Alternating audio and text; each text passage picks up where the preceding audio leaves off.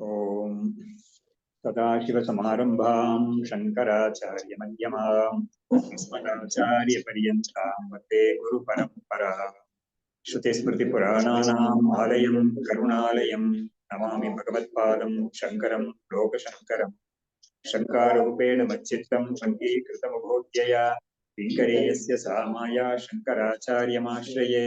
प्रह्लादवरदो देवो यो नृसिंहः परो हरिः नृसिंहोपासकं नित्यं तं नृसिंहगुरुं भजे। श्री सच्चिदानंद शिवाभिनव्य नृसिंहभारत्यभिधान्यतीन्द्रान् विद्यानिधीन् मन्त्रनिधीन् सदात्मनिष्ठान् भजे मानव शम्भुरूपान्। सदात्मध्याननिरतं विषयेभ्यः पराङ्मुखम् नौमि शास्त्रेषु निष्णातं चन्द्रशेखर भारतीं विवेकिनं महाप्रज्ञं धैर्यौदार्यक्षमानिधिं सदाभिनवपूर्वं तं विद्यातीर्थगुरुं भजे। अज्ञानां जाह्नवीतीर्थं विद्यातीर्थं विवेकिनां सर्वेषां सुखदं तीर्थं भारतीतीर्थमाश्रये। विद्याविनयसम्पन्नं वीतरागं विवेकिनं वन्दे वेदान्ततत्त्वज्ञं विदुषेखर भारतीम्। नमामि यामिनीनाथलेखालङ्कृतकुन्तलां भवानीं भवसन्तापनिर्वापणसुधानदीम्। नमः श्री शङ्करानन्द गुरुपादाम्बुजन्मने सलिलासमहामोहग्राहग्रासैककर्मणे तत्पादाम्बुरुहद्वन्द्वसेवा निर्मलचेतसां सुखबोधाय तत्त्वस्य विवेकोऽयं विधीयते। ಸೊ ಮೈತ್ರಾಯಣಿ ಉಪನಿಷತ್ ಅಂತ ಒಂದು ಉಪನಿಷತ್, ಅಷ್ಟು ಪ್ರಸಿದ್ಧಿ ಇಲ್ಲ ಇದು, ಆದ್ರೂ ಕೂಡ ವಿದ್ಯಾರಣ್ಯರು ಅದನ್ನ ಮಾಡಿದ್ದಾರೆ ಅಂದ್ರೆ ಆ ಕಾಲದಲ್ಲಿ ಅವ್ರಿಗೆ ಒಂದು ಪ್ರಸಿದ್ಧಿ ಇದಿರ್ಬೋದು. ಇದರಲ್ಲಿ ಆತ್ಮತತ್ವ ತಿಳಿಸ್ತಾ ಇದ್ದಾರೆ, ಬ್ರಹ್ಮತತ್ವನು ಅದೇನೆ, ಜಗತ್ತಿನ ತತ್ವನು ಅದೇನೆ, ಜೀವನ ತತ್ವನು ಅದೇನೆ. ಬ್ರಹ್ಮವೇ ಜೀವನ ತತ್ವ, ಬ್ರಹ್ಮವೇ ಜಗತ್ತಿನ ತತ್ವ, ಬ್ರಹ್ಮವೇ ಈಶ್ವರ ತತ್ವ ಕೂಡ ಅದೇನೆ. ಇದನ್ನ ಬೇರೆ ಬೇರೆ ಆಯಾಮಗಳಲ್ಲಿ ತೋರ್ಸ್ಕೊಂಡ್ ಬರ್ತಾ ಇದ್ದಾರೆ. ಇವಾಗ ಈ ಸೃಷ್ಟಿ ಅಂತ ಯಾವ್ದು ಆಗಿದೆಯೋ ಪ್ರಪಂಚ, ಅದು ಬ್ರಹ್ಮದಿಂದಲೇ ಬಂದಿರೋದು ಅಂತ ಹೇಳಿದ್ರು. ಆದ್ರೆ ಬ್ರಹ್ಮದಿಂದ ಈ ಪ್ರಪಂಚ ಅನ್ನೋದು ಬರ್ಬೇಕು ಅಂದ್ರೆ ಬ್ರಹ್ಮದ ಜೊತೆಗೆ ಈ ಮಾಯೆ ಅನ್ನೋದು ಸೇರ್ಕೋಬೇಕು. ಬರೀ ಬ್ರಹ್ಮಕ್ಕೆ ಈ ಸೃಷ್ಟಿಯನ್ನು ಮಾಡಕ್ಕಾಗಲ್ಲ, ಅದೇ ತರ ಬರೀ ಮಾಯೆಗೂ ಕೂಡ ಸೃಷ್ಟಿ ಮಾಡಕ್ ಆಗುದಿಲ್ಲ. ಯಾಕಂದ್ರೆ ಮಾಯೆ ಅನ್ನೋದು ಜಡ, ಬ್ರಹ್ಮ ಅನ್ನೋದು ಚೇತನ ಚೈತನ್ಯ ಸ್ವರೂಪ, ನಿರ್ಗುಣ ಸ್ವರೂಪ, ಅದು ಆಮೇಲೆ ನಿಷ್ಕ್ರಿಯ ಸ್ವರೂಪ, ಅದಕ್ಕೆ ಏನ್ ಕ್ರಿಯೆಗಳು ಇಲ್ವೇ ಇಲ್ಲ. ಹಾಗಾಗಿ ಪ್ರಪಂಚ ಅನ್ನೋದು ಸೃಷ್ಟಿ ಆಗ್ಬೇಕಾದ್ರೆ ಒಂದು ಕ್ರಿಯೆ ಆಗ್ಬೇಕು, ಬ್ರಹ್ಮದಲ್ಲಿ ಒಂದು ಕ್ರಿಯೆ ಬರ್ಬೇಕು. ಅದು ಹೇಗ್ ಬರುತ್ತೆ ಅಂತ ಹೇಳಿದ್ರೆ ಮಾಯೆ ಬ್ರಹ್ಮದ ಜೊತೆಗೆ ಸೇರ್ಕೊಂಡಾಗ ಅದಕ್ಕೊಂದು ಕ್ರಿಯೆ ಬರುತ್ತೆ ಅಂತ. ಬಟ್ ಆ ಸೇರ್ಕೊಳ್ಳೋದೆಲ್ಲ ಕೂಡ ನಾವು ಈ ಒಂದು ಫಿಸಿಕಲ್ ಕಾಂಟ್ಯಾಕ್ಟ್ ಅಥವಾ ಫಿಸಿಕಲ್ ಸಂಯೋಗ ಅಂತ ಹೇಳ್ತೀವಲ್ಲ, ಆತರ ಆಗೋದಿಲ್ಲ. ಅದು ಶಾಸ್ತ್ರವೇ ನಮ್ಗೆ ಏನ್ ತೋರಿಸ್ತಾ ಇದೆ ಅಂದ್ರೆ, ಈ ಶಾಸ್ತ್ರಕ್ಕೆ ತಾತ್ಪರ್ಯ ಏನು, ಬ್ರಹ್ಮ ಒಂದೇ ಇರೋದು, ನಿರ್ಗುಣ ಬ್ರಹ್ಮ ಒಂದೇ ಇರೋದು, ಪ್ರಪಂಚ ಇಲ್ವೇ ಇಲ್ಲ, ಜೀವ ಇಲ್ವೇ ಇಲ್ಲ, ಸಂಸಾರ ಇಲ್ವೇ ಇಲ್ಲ ಅನ್ನೋದೇ ಅಲ್ಟಿಮೇಟ್ ಸ್ಟ್ಯಾಂಡ್ ಪಾಯಿಂಟ್. ಆದ್ರೆ ನಾವು ಇವಾಗ ಪ್ರಪಂಚವನ್ನ ನೋಡ್ತಾ ಇದ್ದೀವಿ, ಜೀವನಾಗಿ ನಮ್ಮನ್ನ ತಿಳ್ಕೊಂಡಿದೀವಿ ನಾವು. ಹಾಗಾಗಿ ಇಂಥ ಒಂದು ಸ್ಥಿತಿಯಲ್ಲಿ ನಮ್ಮನ್ನ ಇದು ಯಾವ್ದು ಇಲ್ವೇ ಇಲ್ಲ, ನಿಜವಾಗ್ಲೂ ನಿಮ್ಗೆ ಬ್ರಹ್ಮವೇ ಅಂತ ಹೇಳಿದ್ರೆ ನಮ್ಗೆ ಅದನ್ನ ತಡ್ಕೊಳಕ್ ಆಗೋದಿಲ್ಲ, ಒಪ್ಕೊಳಕ್ ಆಗೋದಿಲ್ಲ, ಯುಕ್ತಿಗೂ ಸಿಗೋದಿಲ್ಲ. ಅವಾಗ ಇದೇನ್ ಮಾಡುತ್ತೆ, ಮಾಯೆ ಅಂತ ಒಂದನ್ನ ಕಲ್ಪನೆ ಮಾಡಿ, ಮಾಯಾ ಶಕ್ತಿ ಅಂತ ಒಂದು ಹೇಳಿ, ಆ ಶಕ್ತಿ ಸಮೇತ ಬ್ರಹ್ಮವೇ ಈ ಪ್ರಪಂಚವನ್ನೆಲ್ಲ ಸೃಷ್ಟಿ ಮಾಡಿದೆ. ಯಾತಕ್ಕೆ ಅಂತ ಹೇಳಿದ್ರೆ ಈ ಜೀವರುಗಳಿಗೆಲ್ಲ ಅವ್ರವ್ರ ಕರ್ಮ ಇದೆಯಲ್ಲ, ಆ ಕರ್ಮವನ್ನ ಭೋಗ ಮಾಡಕ್ಕಾಗಿ ಸೃಷ್ಟಿ ಮಾಡುತ್ತೆ. ಮತ್ತು ಆ ಜೀವರು ಮತ್ತೆ ಕರ್ಮಗಳನ್ನ ಸೇರಿಸ್ಕೊಳ್ಳಕ್ಕೂ ಒಂದು ಅವಕಾಶ ಆಗುತ್ತೆ ಅದು. ಸೊ ಹೀಗೆ ಅದು ಏನು, ಆ ಸಂಸಾರ ಅಂತ ಪ್ರಪಂಚ ಅಂತ ಸೃಷ್ಟಿ ಆಗೋದು ಜೀವರುಗಳಿಗೆ ಚತುರ್ವಿಧ ಪುರುಷಾರ್ಥವನ್ನು ಕೊಡಕ್ಕೆ ಸಾಧ್ಯವಾಗುತ್ತೆ. ಆ ಚತುರ್ವಿಧ ಪುರುಷಾರ್ಥವನ್ನ ಗಳಿಸಕ್ಕೆ ಜೀವನಿಗೆ ಒಂದು ಅವಕಾಶ ಸಿಗುತ್ತೆ ಪ್ರಪಂಚದಲ್ಲಿ. ಹೀಗೆ ಅದು ವೈದಿಕ ಮಾರ್ಗದಲ್ಲಿ. ಸೊ ಹೀಗೆಲ್ಲ ವೇದವೇ ಏನ್ ಮಾಡುತ್ತೆ, ಈ ಬ್ರಹ್ಮದ ಜೊತೆಗೆ ಈ ಮಾಯೆ ಅಂತ ಒಂದನ್ನ ಕಲ್ಪನೆ ಮಾಡಿ, ಬ್ರಹ್ಮದ ಜೊತೆಗೆ ಅದನ್ನ ಸೇರಿಸಿ ಅದ್ರ ಮುಖಾಂತರ ಒಂದು ಸೃಷ್ಟಿಯನ್ನು ಮಾಡಿ, ಇದು ಹೀಗೆ ಒಂದು ಸಂಸಾರವನ್ನ ಅದು ಮೇಂಟೈನ್ ಮಾಡುತ್ತೆ, ಮುಂದಕ್ಕೆ ತಗೊಂಡೋಗುತ್ತೆ ಅಂತ ಒಂದು ಕಲ್ಪನೆ, ಪ್ರತಿಕಲ್ಪನೆ ಅದು. ಸೊ ಹೀಗೆ ಹೇಳುವಾಗ ಈ ಪ್ರಪಂಚ ಅನ್ನೋದು ಹೇಗೆ ಸ್ಥೂಲ ಪ್ರಪಂಚ ಅಂತ ಇದೆಯಲ್ಲ, ಅದೇನು ಅಂತ ಹೇಳಕ್ಕೆ ಈ ಶ್ಲೋಕದಲ್ಲಿ ಹೇಳ್ತಾ ಇದ್ದಾರೆ ವಿದ್ಯಾರಣ್ಯರು. ಯದ್ ಅಜ್ಞಾನಂ ವಿಕ್ರಿಯತೆ ಭವತ್ಯೇಷ ತಮೋ ಗುಣಃ ದೃಶ್ಯಮಾನಂ ಜಗತ್ತಿದಂ ತಮ ಏವ ಅಭವತ್ ಪುರ. ಹಾಗಾಗಿ ಯಾವ ಒಂದು ಅಜ್ಞಾನ ಅಂತ ಅಂದ್ರೆ, ಅಜ್ಞಾನ ಅಂದ್ರೆ ಮಾಯೆ ಅಂತ, ಇವರು ಅದನ್ನ ಅಜ್ಞಾನ ಮತ್ತು ಮಾಯೆಗೂ ಡಿಫರೆನ್ಸ್ ಮಾಡಿಲ್ಲ ಇವರು. ಹಾಗಾಗಿ ಅಜ್ಞಾನ ಅಂತ ಇವ್ರು ಹೇಳೋದ್ರಿಂದ ಮಾಯೆ ಅಂತ ನಾವು ತಗೋಬೇಕು ನಾವು. ಸೊ ಮಾಯೆಯೇ ಈ ಪ್ರಪಂಚ ಆಕಾರವಾಗಿ ಕಾಣಿಸ್ತಾ ಇದೆ ನಮ್ಗೆ. ಅದು ಹೇಗೆ ಅಂತ ಹೇಳಿದ್ರೆ ಅದಕ್ಕೊಂದು ಕ್ರಮ ಹೇಳಿದ್ದಾರೆ. ಮಾಯೆ ಅನ್ನೋದು ಅದರಿಂದ ಅಹಂಕಾರ, ಮಹತ್ ಅಂತ ಕೆಲವು ತತ್ವಗಳು ಬರುತ್ತೆ. ಅಲ್ಲಿಂದ ಪಂಚಭೂತಗಳು ಸೂಕ್ಷ್ಮವಾದ ಪಂಚಭೂತಗಳು ಬರುತ್ತೆ. ಆಮೇಲೆ ವಿರಾಟ್, ಹಿರಣ್ಯಗರ್ಭ, ಹಿರಣ್ಯಗರ್ಭ ವಿರಾಟ್ ಎಲ್ಲ ಬಂದು ಈ ಸ್ಥೂಲ ಪ್ರಪಂಚ ನಮ್ಗೆ ಕಾಣಿಸ್ಕೊಳ್ತಾ ಇದೆ ಅಂತ ಅಲ್ಲಿವರೆಗೂ ಬರುತ್ತೆ. ಹಾಗಾದ್ರೆ ಏನಾಯ್ತು, ಮಾಯೆಯ ವಿಕಾರವೇ ಈ ಪ್ರಪಂಚ ಅಂತ ಅದನ್ನೇ ಹೇಳ್ತಾ ಇದ್ದಾರೆ. ಯದ್ ಅಜ್ಞಾನಂ ವಿಕ್ರಿಯತೆ, ವಿಕಾರವಾಗುತ್ತೆ. ಯಾವ ಒಂದು ಮಾಯೆ ವಿಕಾರಿಯಾಗಿ ಪ್ರಪಂಚವಾಗಿ ಕಾಣಿಸ್ಕೊಳ್ತೋ ಭವತಿ ಏಷ ತಮೋಗುಣ. ಇದು ಮಾಯೆಯಲ್ಲೇ ತಮೋಗುಣ ಅಂತ ಒಂದಿದೆ, ರಜೋಗುಣ ಅಂತ ಒಂದಿದೆ, ತತ್ವಗುಣ ಅಂತ ಇದೆ. ಇವಾಗ ಈ ಈ ಪ್ರಪಂಚವಾಗಿ ಮಾಯೆ ಆಗ್ಬೇಕು ಅಂತ ಹೇಳಿದ್ರೆ ತಮೋ ಗುಣ ಒಂದು ಹೆಚ್ಚಾಗಿ ಬರ್ಬೇಕಾಗಿದೆ. ಯಾತಕ್ಕೆ ಅಂತ ನೋಡಿ, ಇವಾಗ ನಮಗೆ ನಾವು ಹಿಂದೆನೆ ಬೇಕಾದಷ್ಟೇ ನೋಡಿರೋ ರೀತಿಯಲ್ಲಿ ನಮ್ಮ ಜೀವಗಳಲ್ಲಿ ಯಾವುದು ಸೂಕ್ಷ್ಮ ಶರೀರ ಇದೆಯೋ, ಯಾವುದು ಸೂಕ್ಷ್ಮ ಶರೀರ ಅಂದ್ರೆ ಅಂತಃಕರಣ ಅನ್ನೋದು, ಮನಸ್ಸು, ಬುದ್ಧಿ, ಅಹಂಕಾರ, ಚಿತ್ತ ಅಂತ, ಆಮೇಲೆ ಪ್ರಾಣ ಅಂತ ಒಂದು ಅಂಶ, ಆಮೇಲೆ 5 ಕರ್ಮೇಂದ್ರಿಯಗಳು, 5 ಜ್ಞಾನೇಂದ್ರಿಯಗಳು, ಇವುಗಳೆಲ್ಲ ಸೇರ್ಕೊಂಡು ಸೂಕ್ಷ್ಮ ಶರೀರ ಅಂತ ಅನಿಸ್ಕೊಳ್ಳುತ್ತೆ.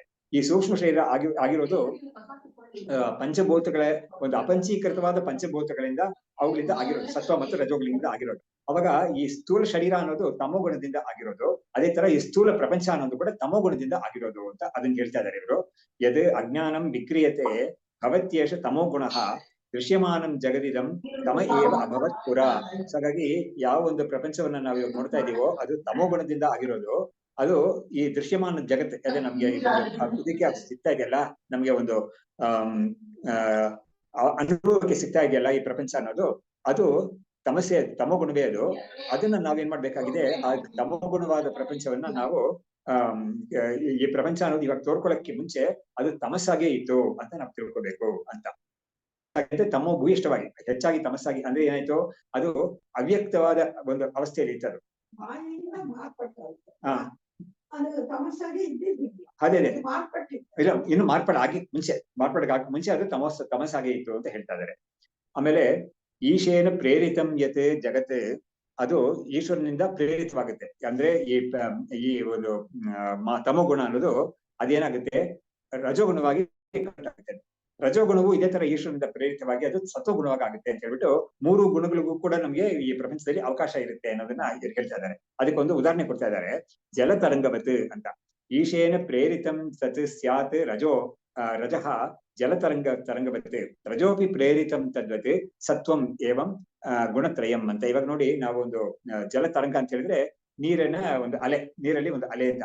ನೀರು ತಾನಾಗೆ, ನೀರು ಯಾವುದೇ ಒಂದು ಅಲ್ಲೋಲ ಕಲ್ಲೋಲ ಅಂತ ಹೇಳ್ತೀವಲ್ಲ, ಅಂತದ್ ಯಾವ್ದು ಆಗದೇನೆ ಶಾಂತವಾಗಿದ್ರೆ ಅಲ್ಲಿ ಯಾವ್ದು ಅಲೆಗಳು ಬರಲ್ಲ. ಆದ್ರೆ ಆ ಶಾಂತ ಸ್ಥಿತಿ ಹೋಗಕ್ಕೆ ಅದಕ್ಕೆ ಏನ್ ಕಾರಣವಾಗುತ್ತೆ ಅಂತ ಹೇಳಿದ್ರೆ, ಗಾಳಿ, ಜೋರಾಗಿ ಗಾಳಿ ಬೀಸುತ್ತೆ ಮೇಲ್ಗಡೆಯಿಂದ, ಆಮೇಲೆ ಒಳಗಡೆ ಕೂಡ ಅದಕ್ಕೆ ಕೆಲವು ಪರಿಣಾಮಗಳು ಉಂಟಾಗುತ್ತೆ. ಅವಾಗ ಏನಾಗುತ್ತೆ, ಅಲೆಗಳೆಲ್ಲ ಉಂಟಾಗುತ್ತೆ, ಹೇಳುತ್ತೆ, ಅಲೆಗಳು ಹೇಳುತ್ತೆ, ನೊರೆಗಳು ಬರುತ್ತೆ, ಗುಳ್ಳೆಗಳು ಬರುತ್ತೆ, ಇದೆಲ್ಲ ಆಗುತ್ತೆ. ಹಾಗಾಗಿ ಏನಾದ್ರೂ ಒಂದು ಈ ಶಾಂತವಾದ ನೀರಲ್ಲಿ ಏನಾದ್ರೂ ಒಂದು ವ್ಯತ್ಯಾಸ ಬರ್ಬೇಕು ಅಂದ್ರೆ ಒಂದು ವ್ಯತ್ಯಾಸ ಒಳಗಡೆನೆ ಆಗ್ಬೇಕದು. ಅದೇನು ಅಂತ ಹೇಳಿದ್ರೆ, ಇಲ್ಲಿ ಈ ಜಾಗದಲ್ಲಿ ಈ ಗುಣಗಳಲ್ಲಿ ಒಂದು ವ್ಯತ್ಯಾಸ ಆಗ್ಬೇಕು.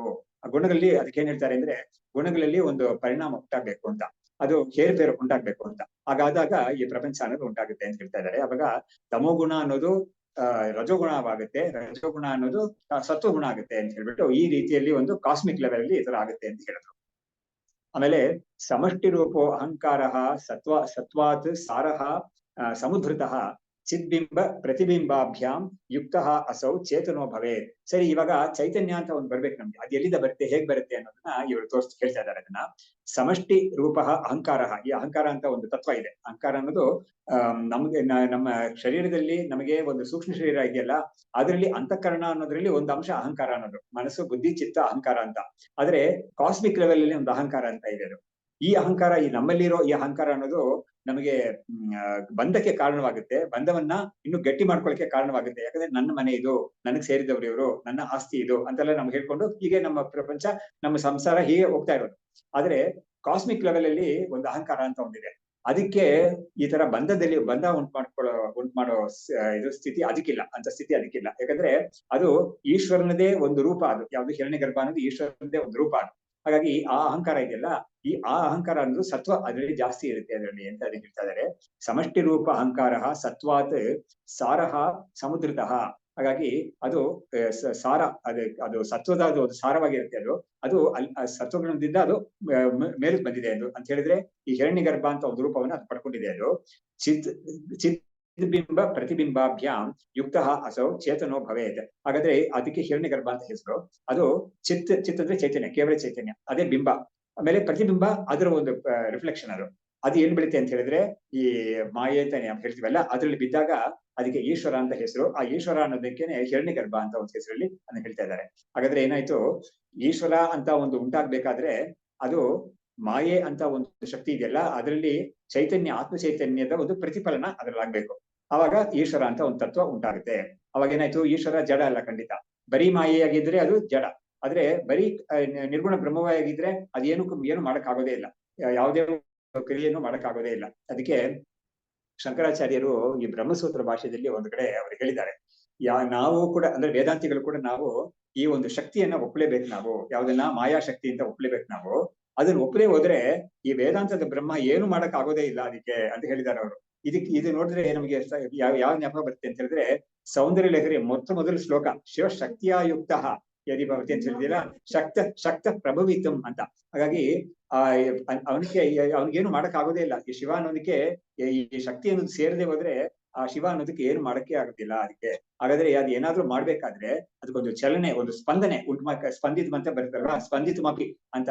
ಆದ್ರೆ ಶಿವನಲ್ಲಿ ಏನಾದ್ರೂ ಒಂದು ಸ್ಪಂದನೆ ಉಂಟಾಗ್ಬೇಕಾದ್ರೆ ಅದು ಶಕ್ತಿ ಅದರ ಜೊತೆಗೆ ಸೇರ್ಬೇಕು ಅನ್ನೋದನ್ನ ಆ ಶ್ಲೋಕದಲ್ಲಿ ಆತರ ಹೇಳಿದ್ದಾರೆ. ವೇದಾಂತ ತತ್ವನೇ ಅದು. ಆದ್ರೆ ಬ್ರಹ್ಮಸೂತ್ರ ಭಾಷೆಯಲ್ಲಿ ಭಗವತ್ಪಾದರು ತುಂಬಾ ಕ್ಲಿಯರ್ ಆಗಿ ಹೇಳಿದ್ದಾರೆ ಅದನ್ನ.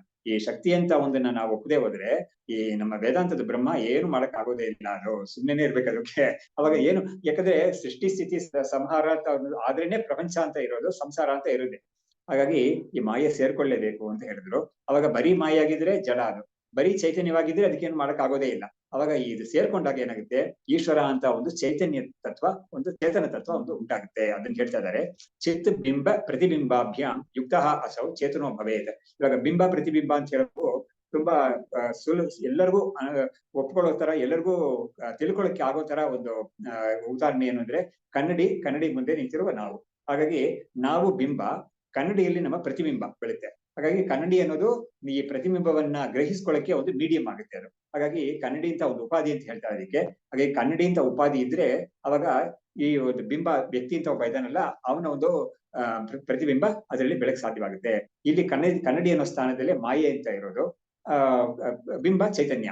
ಅದರಲ್ಲಿ ಮಾಯೆ ಕನ್ನಡಿಯಲ್ಲಿ ಕಾಣ್ತಾ ಇರೋ ಒಂದು ಪ್ರತಿಬಿಂಬ ತರ ಇಲ್ಲಿ ಆ ಕನ್ನಡಿಯಲ್ಲಿ ಚಿತ್ತಿನ ಪ್ರತಿಬಿಂಬ ಬಿದ್ದಾಗ ಅದು ಈಶ್ವರ ಅಂತ ಅನಿಸ್ಕೊಳ್ಳುತ್ತೆ ಅಂತ ಹೀಗೊಂದು ಪ್ರತಿಕಲ್ಪನೆ ಮಾಡಿದ್ದಾರೆ ಶಾಸ್ತ್ರದಲ್ಲಿ. ಅದನ್ನ ಹೇಳ್ಬಿಟ್ಟು ಚೇತನೋ ಭವೇತ್. ಪ್ರತಿದೇಹಂ ವ್ಯಷ್ಟಿರೂಪ ಕ್ಷೇತ್ರಜ್ಞತ್ವೇನ ತಿಷ್ಠತಿ ಸಂಕಲ್ಪೋ ಅಧ್ಯವಸಾಯ ಚ ದೇಹೇ ತತ್ವಸತ್ವ ಸಾಧಕ ತತ್ ಸತ್ವ ಸಾಧಕ. ಹಾಗಾದ್ರೆ ಈ ಒಂದೊಂದು ಇದು ಕಾಸ್ಮಿಕ್ ಲೆವೆಲ್ ಹೇಳಿದ್ರು. ಸರಿ, ಜೀವತತ್ವ ಹೇಳ್ಬೇಕಲ್ಲ, ಜೀವಗಳೆಲ್ಲ ಶರೀರಗಳು ತಾನೆ. ಹಾಗಾಗಿ ಬರೀ ಶರೀರವಾಗಿದ್ರೆ ಏನು ಪ್ರಯೋಜನ ಇಲ್ಲ, ಶರೀರದಲ್ಲಿ ಒಂದು ಚೈತನ್ಯ ಬೇಕು ನಮ್ಗೆ. ಹಾಗಾಗಿ ಅದನ್ನು ಮುಂಚೆನೆ ಹೇಳಿದ್ರು, ಇವಾಗ ಬೇರೆ ರೀತಿಯಲ್ಲಿ ಹೇಳ್ತಾ ಇದ್ದಾರೆ. ಪ್ರತಿದೇಹಂ ವ್ಯಷ್ಟಿರೂಪ ಕ್ಷೇತ್ರಜ್ಞತ್ವೇನ ತಿಷ್ಠತಿ. ಹಾಗಾದ್ರೆ ಏನು, ಸಮಷ್ಟಿ ಅನ್ನೋದು ಹಿರಣ್ಯ ಗರ್ಭ, ಅದನ್ನ ಗೀತೆ 13ನೇ ಅಧ್ಯಾಯದಲ್ಲಿ ಹೇಳಿರೋದು ಕ್ಷೇತ್ರಜ್ಞ ಅಂತ ಹೇಳಿದ್ರು. ಇವಾಗ ಕ್ಷೇತ್ರಂ ಅನ್ನೋದು ಶರೀರ. ಹಾಗಾಗಿ ಕ್ಷೇತ್ರಜ್ಞ ಅನ್ನೋದು ಶರೀರದಲ್ಲಿರೋ ಚೈತನ್ಯ ಸ್ವರೂಪ. ಆದ್ರೆ ಕೃಷ್ಣ ಅಲ್ಲಿ ಏನ್ ಹೇಳ್ತಾ ಇದ್ದಾನೆ 2ನೇ ಶ್ಲೋಕದಲ್ಲೇನೆ, ಕ್ಷೇತ್ರಜ್ಞಂ ಚಾಪಿ ಮಾಂ ವಿದ್ಧಿ ಸರ್ವಕ್ಷೇತ್ರೇಷು ಭಾರತ. ಪ್ರತಿ ದೇಹಂ, ಅದೇ ಹೇಳ್ತಾ ಇದ್ದಾರೆ, ಪ್ರತಿ ದೇಹಂ ಕ್ಷೇತ್ರನೇ ಅಲ್ಲಿ ದೇಹ ಅಂತ ಹೇಳಿದ್ದು, ಕ್ಷೇತ್ರನೇ. ಇದಂ ಶರೀರಂ ಕೌಂತೆಯ ಕ್ಷೇತ್ರಮಿತ್ತ ವಿಧೀಯತೆ ಅಂತ ಅಲ್ಲಿ ಹೇಳಿದ್ರು. ಈ ಶರೀರವನ್ನ ಕ್ಷೇತ್ರ ಅಂತ ಹೇಳ್ತಾರೆ, ಅದ್ರಲ್ಲಿ ಇರೋ ಚೈತನ್ಯವನ್ನ ಕ್ಷೇತ್ರಜ್ಞ ಅಂತ ಹೇಳ್ತಾರೆ ಅಂತ ಹೇಳಿದ್ರು. ಇವಾಗ ಇಲ್ಲಿ ಅದೇ ಕಾನ್ಸೆಪ್ಟ್ ನ ಇಲ್ಲಿ ಹೇಳ್ತಾ ಇದ್ದಾರೆ. ಪ್ರತಿ ದೇಹಂ ವ್ಯಷ್ಟಿರೂಪ ಕ್ಷೇತ್ರಜ್ಞತ್ವೇನ ತಿಷ್ಠತಿ. ಪ್ರತಿ ಶರೀರದಲ್ಲೂ ಕೂಡ ಈ ಯಾವ ಒಂದು ಹಿರಣ್ಯ ಗರ್ಭ ಅಥವಾ ಈಶ್ವರ ಅಂತ ಹೇಳಿದ್ರು, ಅದೇನೆ ಪ್ರತಿ ಶರೀರದಲ್ಲೂ ಕೂಡ ಕ್ಷೇತ್ರಜ್ಞ ಅಂತ ಹೆಸರಲ್ಲಿ ಇರ್ತಾ ಇದೆ ಒಳಗಡೆ ಅಂತ ಹೇಳಿದ್ರು. ಕ್ಷೇತ್ರಜ್ಞ ರೂಪೇಣ ತಿಷ್ಠತಿ ಸಂಕಲ್ಪೋ ಅಧ್ಯವಸಾಯ ಚ ದೇಹೇ ತತ್ ಸತ್ವಸಾಧಕ. ಹೇಗೆ ಸಮಷ್ಟಿಯಲ್ಲಿ ಒಂದು ಯಾವುದೋ ಸಮಷ್ಟಿ ಅಂದ್ರೆ ನಾವು ಹಿರಣ್ಯ ಗರ್ಭ ಅಂತ ಕಾಸ್ಮಿಕ್ ಲೆವೆಲ್ ಅಲ್ಲಿ ಕಾಸ್ಮಿಕ್ ಅಹಂಕಾರ ಅನ್ನೋದೊಂದು ಬೇಕು, ಅದು ಸೇರ್ಕೊಂಡಾಗ ಏನಾಗುತ್ತೆ, ಚೈತನ್ಯ ಅಂತ ಒಂದು ಬರುತ್ತೆ ಅದಕ್ಕೆ ಅಂತ ಹೇಳಿದ್ರಲ್ಲ. ಅದೇ ತರ ಈ ಬರೀ ಶರೀರ ಅನ್ನೋದು ಜಡ. ಈ ಜಡವಾದ ಶರೀರದಲ್ಲಿ ಒಂದು ಚೇತನತ್ವ ಅಂತ ಒಂದು ಬರ್ಬೇಕು ಅಂದ್ರೆ ಇಲ್ಲಿ ಕೂಡ ಒಂದು ಅಹಂಕಾರ ಮತ್ತು ಬುದ್ಧಿ ಅನ್ನೋದು ಇರ್ಬೇಕಾಗಿದೆ ಅಂತ ಅದನ್ನ ಹೇಳ್ತಾ ಇದ್ದಾರೆ. ಸಂಕಲ್ಪೋ ಅಧ್ಯವಸಾಯ ದೇಹೇ ಸತ್ವಸಾಧಕ. ಅಂದ್ರೆ ಏನಾಯ್ತು, ಸಂಕಲ್ಪ ಅನ್ನೋದು ಮನಸ್ಸು ಅನ್ನೋದು, ಅಧ್ಯವಸಾಯ ಅಂದ್ರೆ ಬುದ್ಧಿ. ಅಧ್ಯವಸಾಯ ಅಂದ್ರೆ ತೀರ್ಮಾನ ಮಾಡ್ಕೊಳ್ಳೋದು. ನೋಡಿ, ಮನಸ್ಸು ಬುದ್ಧಿ ಅದಕ್ಕೆ ಏನ್ ವ್ಯತ್ಯಾಸ ಅಂತ ಹೇಳಿದ್ರೆ, ಮನಸ್ಸು ಅನ್ನೋದು ಅದು ಇದು ಹೀಗಿದ್ಯಾ ಹಾಗಿದ್ಯಾ ಅಂತ ಒಂದು ಡೌಟ್ ಅಂತ ಇದೆಯಲ್ಲ, ಆ ಡೌಟಿಂಗ್ ಫ್ಯಾಕಲ್ಟಿ ಮನಸ್ಸಿಗೆ ಹೇಳಿದ್ದಾರೆ. ಮತ್ತು ಒಂದು ಸಂಕಲ್ಪ ಚೆನ್ನಾಗಿದೆ ಅಂತ ಒಂದು ಬುದ್ಧಿ. ಇವಾಗ ಬುದ್ಧಿ ಅನ್ನೋದು ಏನ್ ಮಾಡುತ್ತೆ ಅಂತ ಹೇಳಿದ್ರೆ, ಈ ಹೀಗಿದೆಯೋ ಹಾಗಿದೆಯೋ ಅಂತ ಒಂದು ಡೌಟ್ ಬಂದಾಗ ವಿಚಾರ ಮಾಡಿ ಹೀಗೆ ಇದೆ ಅಂತ ತೀರ್ಮಾನ ಮಾಡೋದು ಬುದ್ಧಿ ಅಂತ. ಹಾಗಾದ್ರೆ ಈ ಬುದ್ಧಿ ಮತ್ತು ಮನಸ್ಸು ಅನ್ನೋದು ಚೈತನ್ಯಕ್ಕೆ ಒಂದು ದ್ಯೋತಕ. ಹಾಗಾದ್ರೆ ಈ ಶರೀರದಲ್ಲಿ ಕೂಡ ಬುದ್ಧಿ ಮತ್ತು ಮನಸ್ಸು ಅನ್ನೋದು ಚೈತನ್ಯವನ್ನು ಈ ಶರೀರಕ್ಕೆ ಕೊಡುತ್ತೆ ಅಂತ ಹೇಳಿದ್ರು.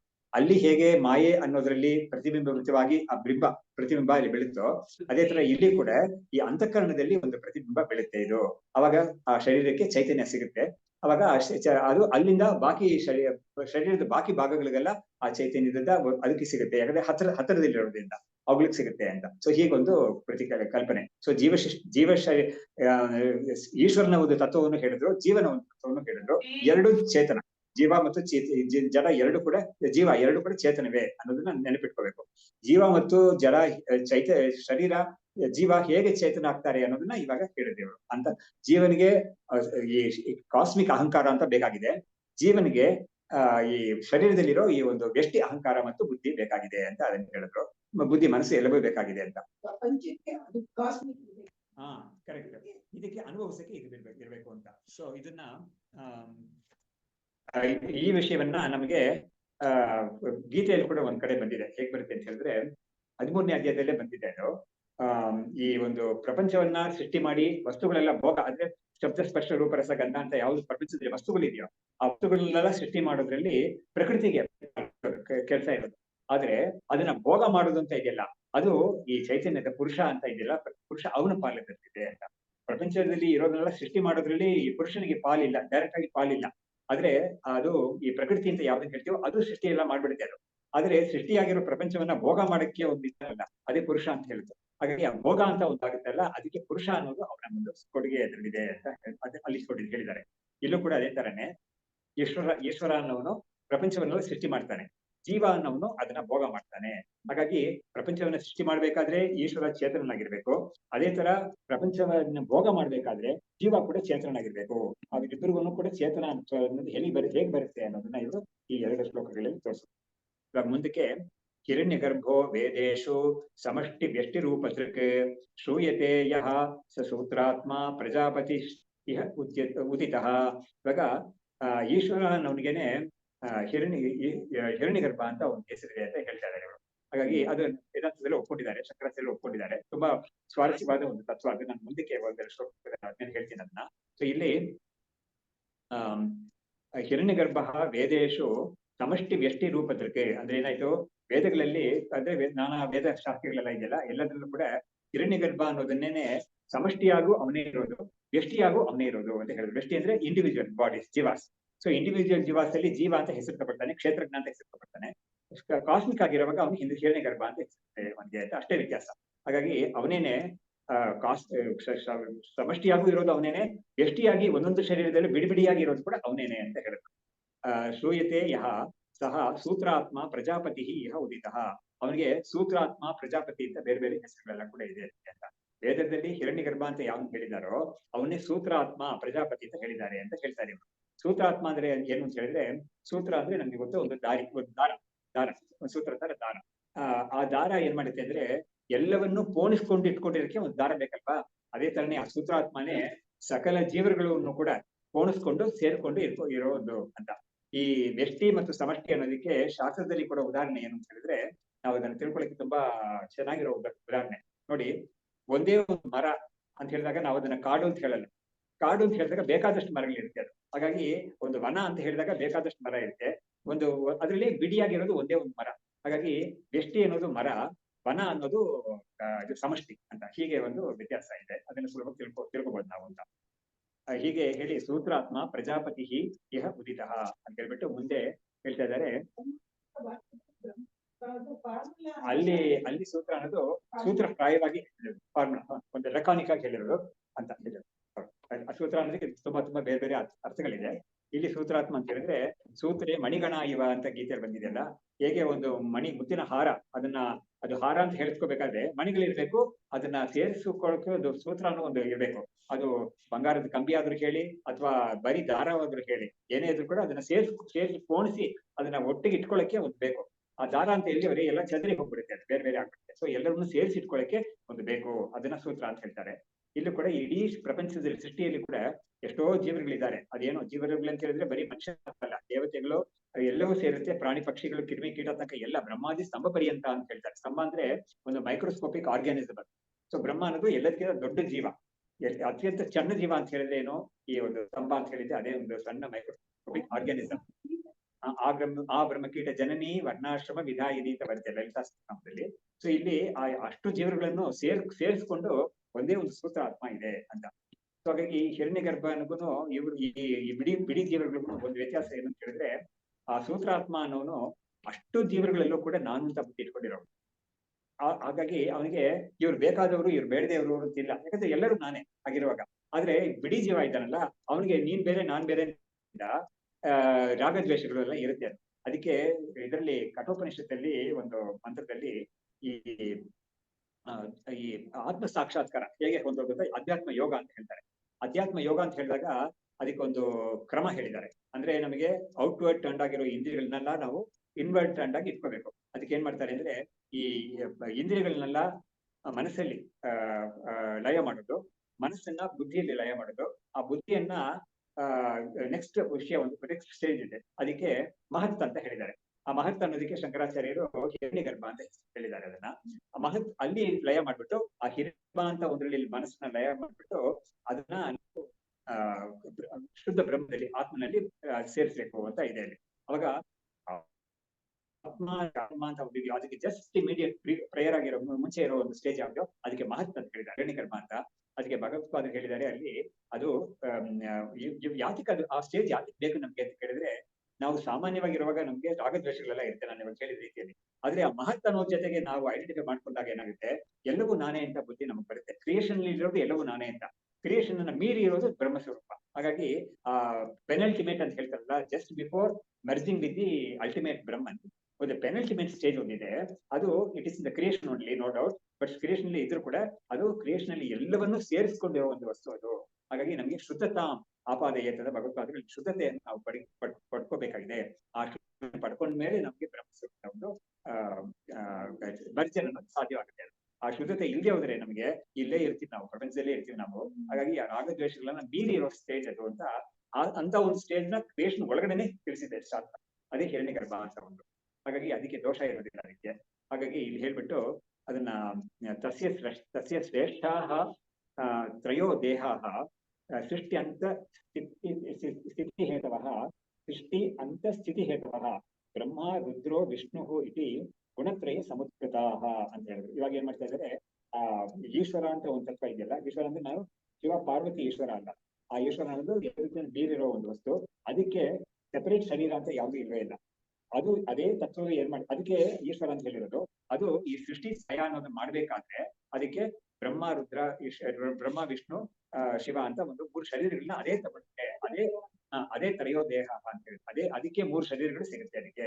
ಹಾಗಾಗಿ ಅದೇ 3 ಶರೀರಗಳನ್ನ ತಗೊಂಡು ಈ ಸೃಷ್ಟಿ ಸ್ಥಿತಿ ಸಂಹಾರ ಮಾಡುತ್ತೆ. ಹಾಗಾದ್ರೆ ಏನಾಯ್ತು, ಬ್ರಹ್ಮ ವಿಷ್ಣು ರುದ್ರ ಅಲ್ಲ, ಬೇರೆ ಬೇರೆ ವಸ್ತುಗಳೇ, ವ್ಯಕ್ತಿಗಳೇ ಅಲ್ಲ ಅದು ಅವರುಗಳು ಅಂತ ಹೇಳುವ ಕೂಡ ಅದು ನಮ್ಗೆ ಒಂದು ತೋರಿಕೆನೆ ಅಷ್ಟೇನೆ. ಆದ್ರೆ ನಿಜವಾಗ್ಲೂ ಒಂದೇ ವ್ಯಕ್ತಿನೇ, ಬೇರೆ ಬೇರೆ ಹೆಸರುಗಳಲ್ಲಿ ಈ ಕೆಲಸವನ್ನ ಬೇರೆ ಬೇರೆ ಫಂಕ್ಷನ್ಸ್ ಗಾಗಿ ಬೇರೆ ಬೇರೆ ಹೆಸರುಗಳಷ್ಟೇನೆ.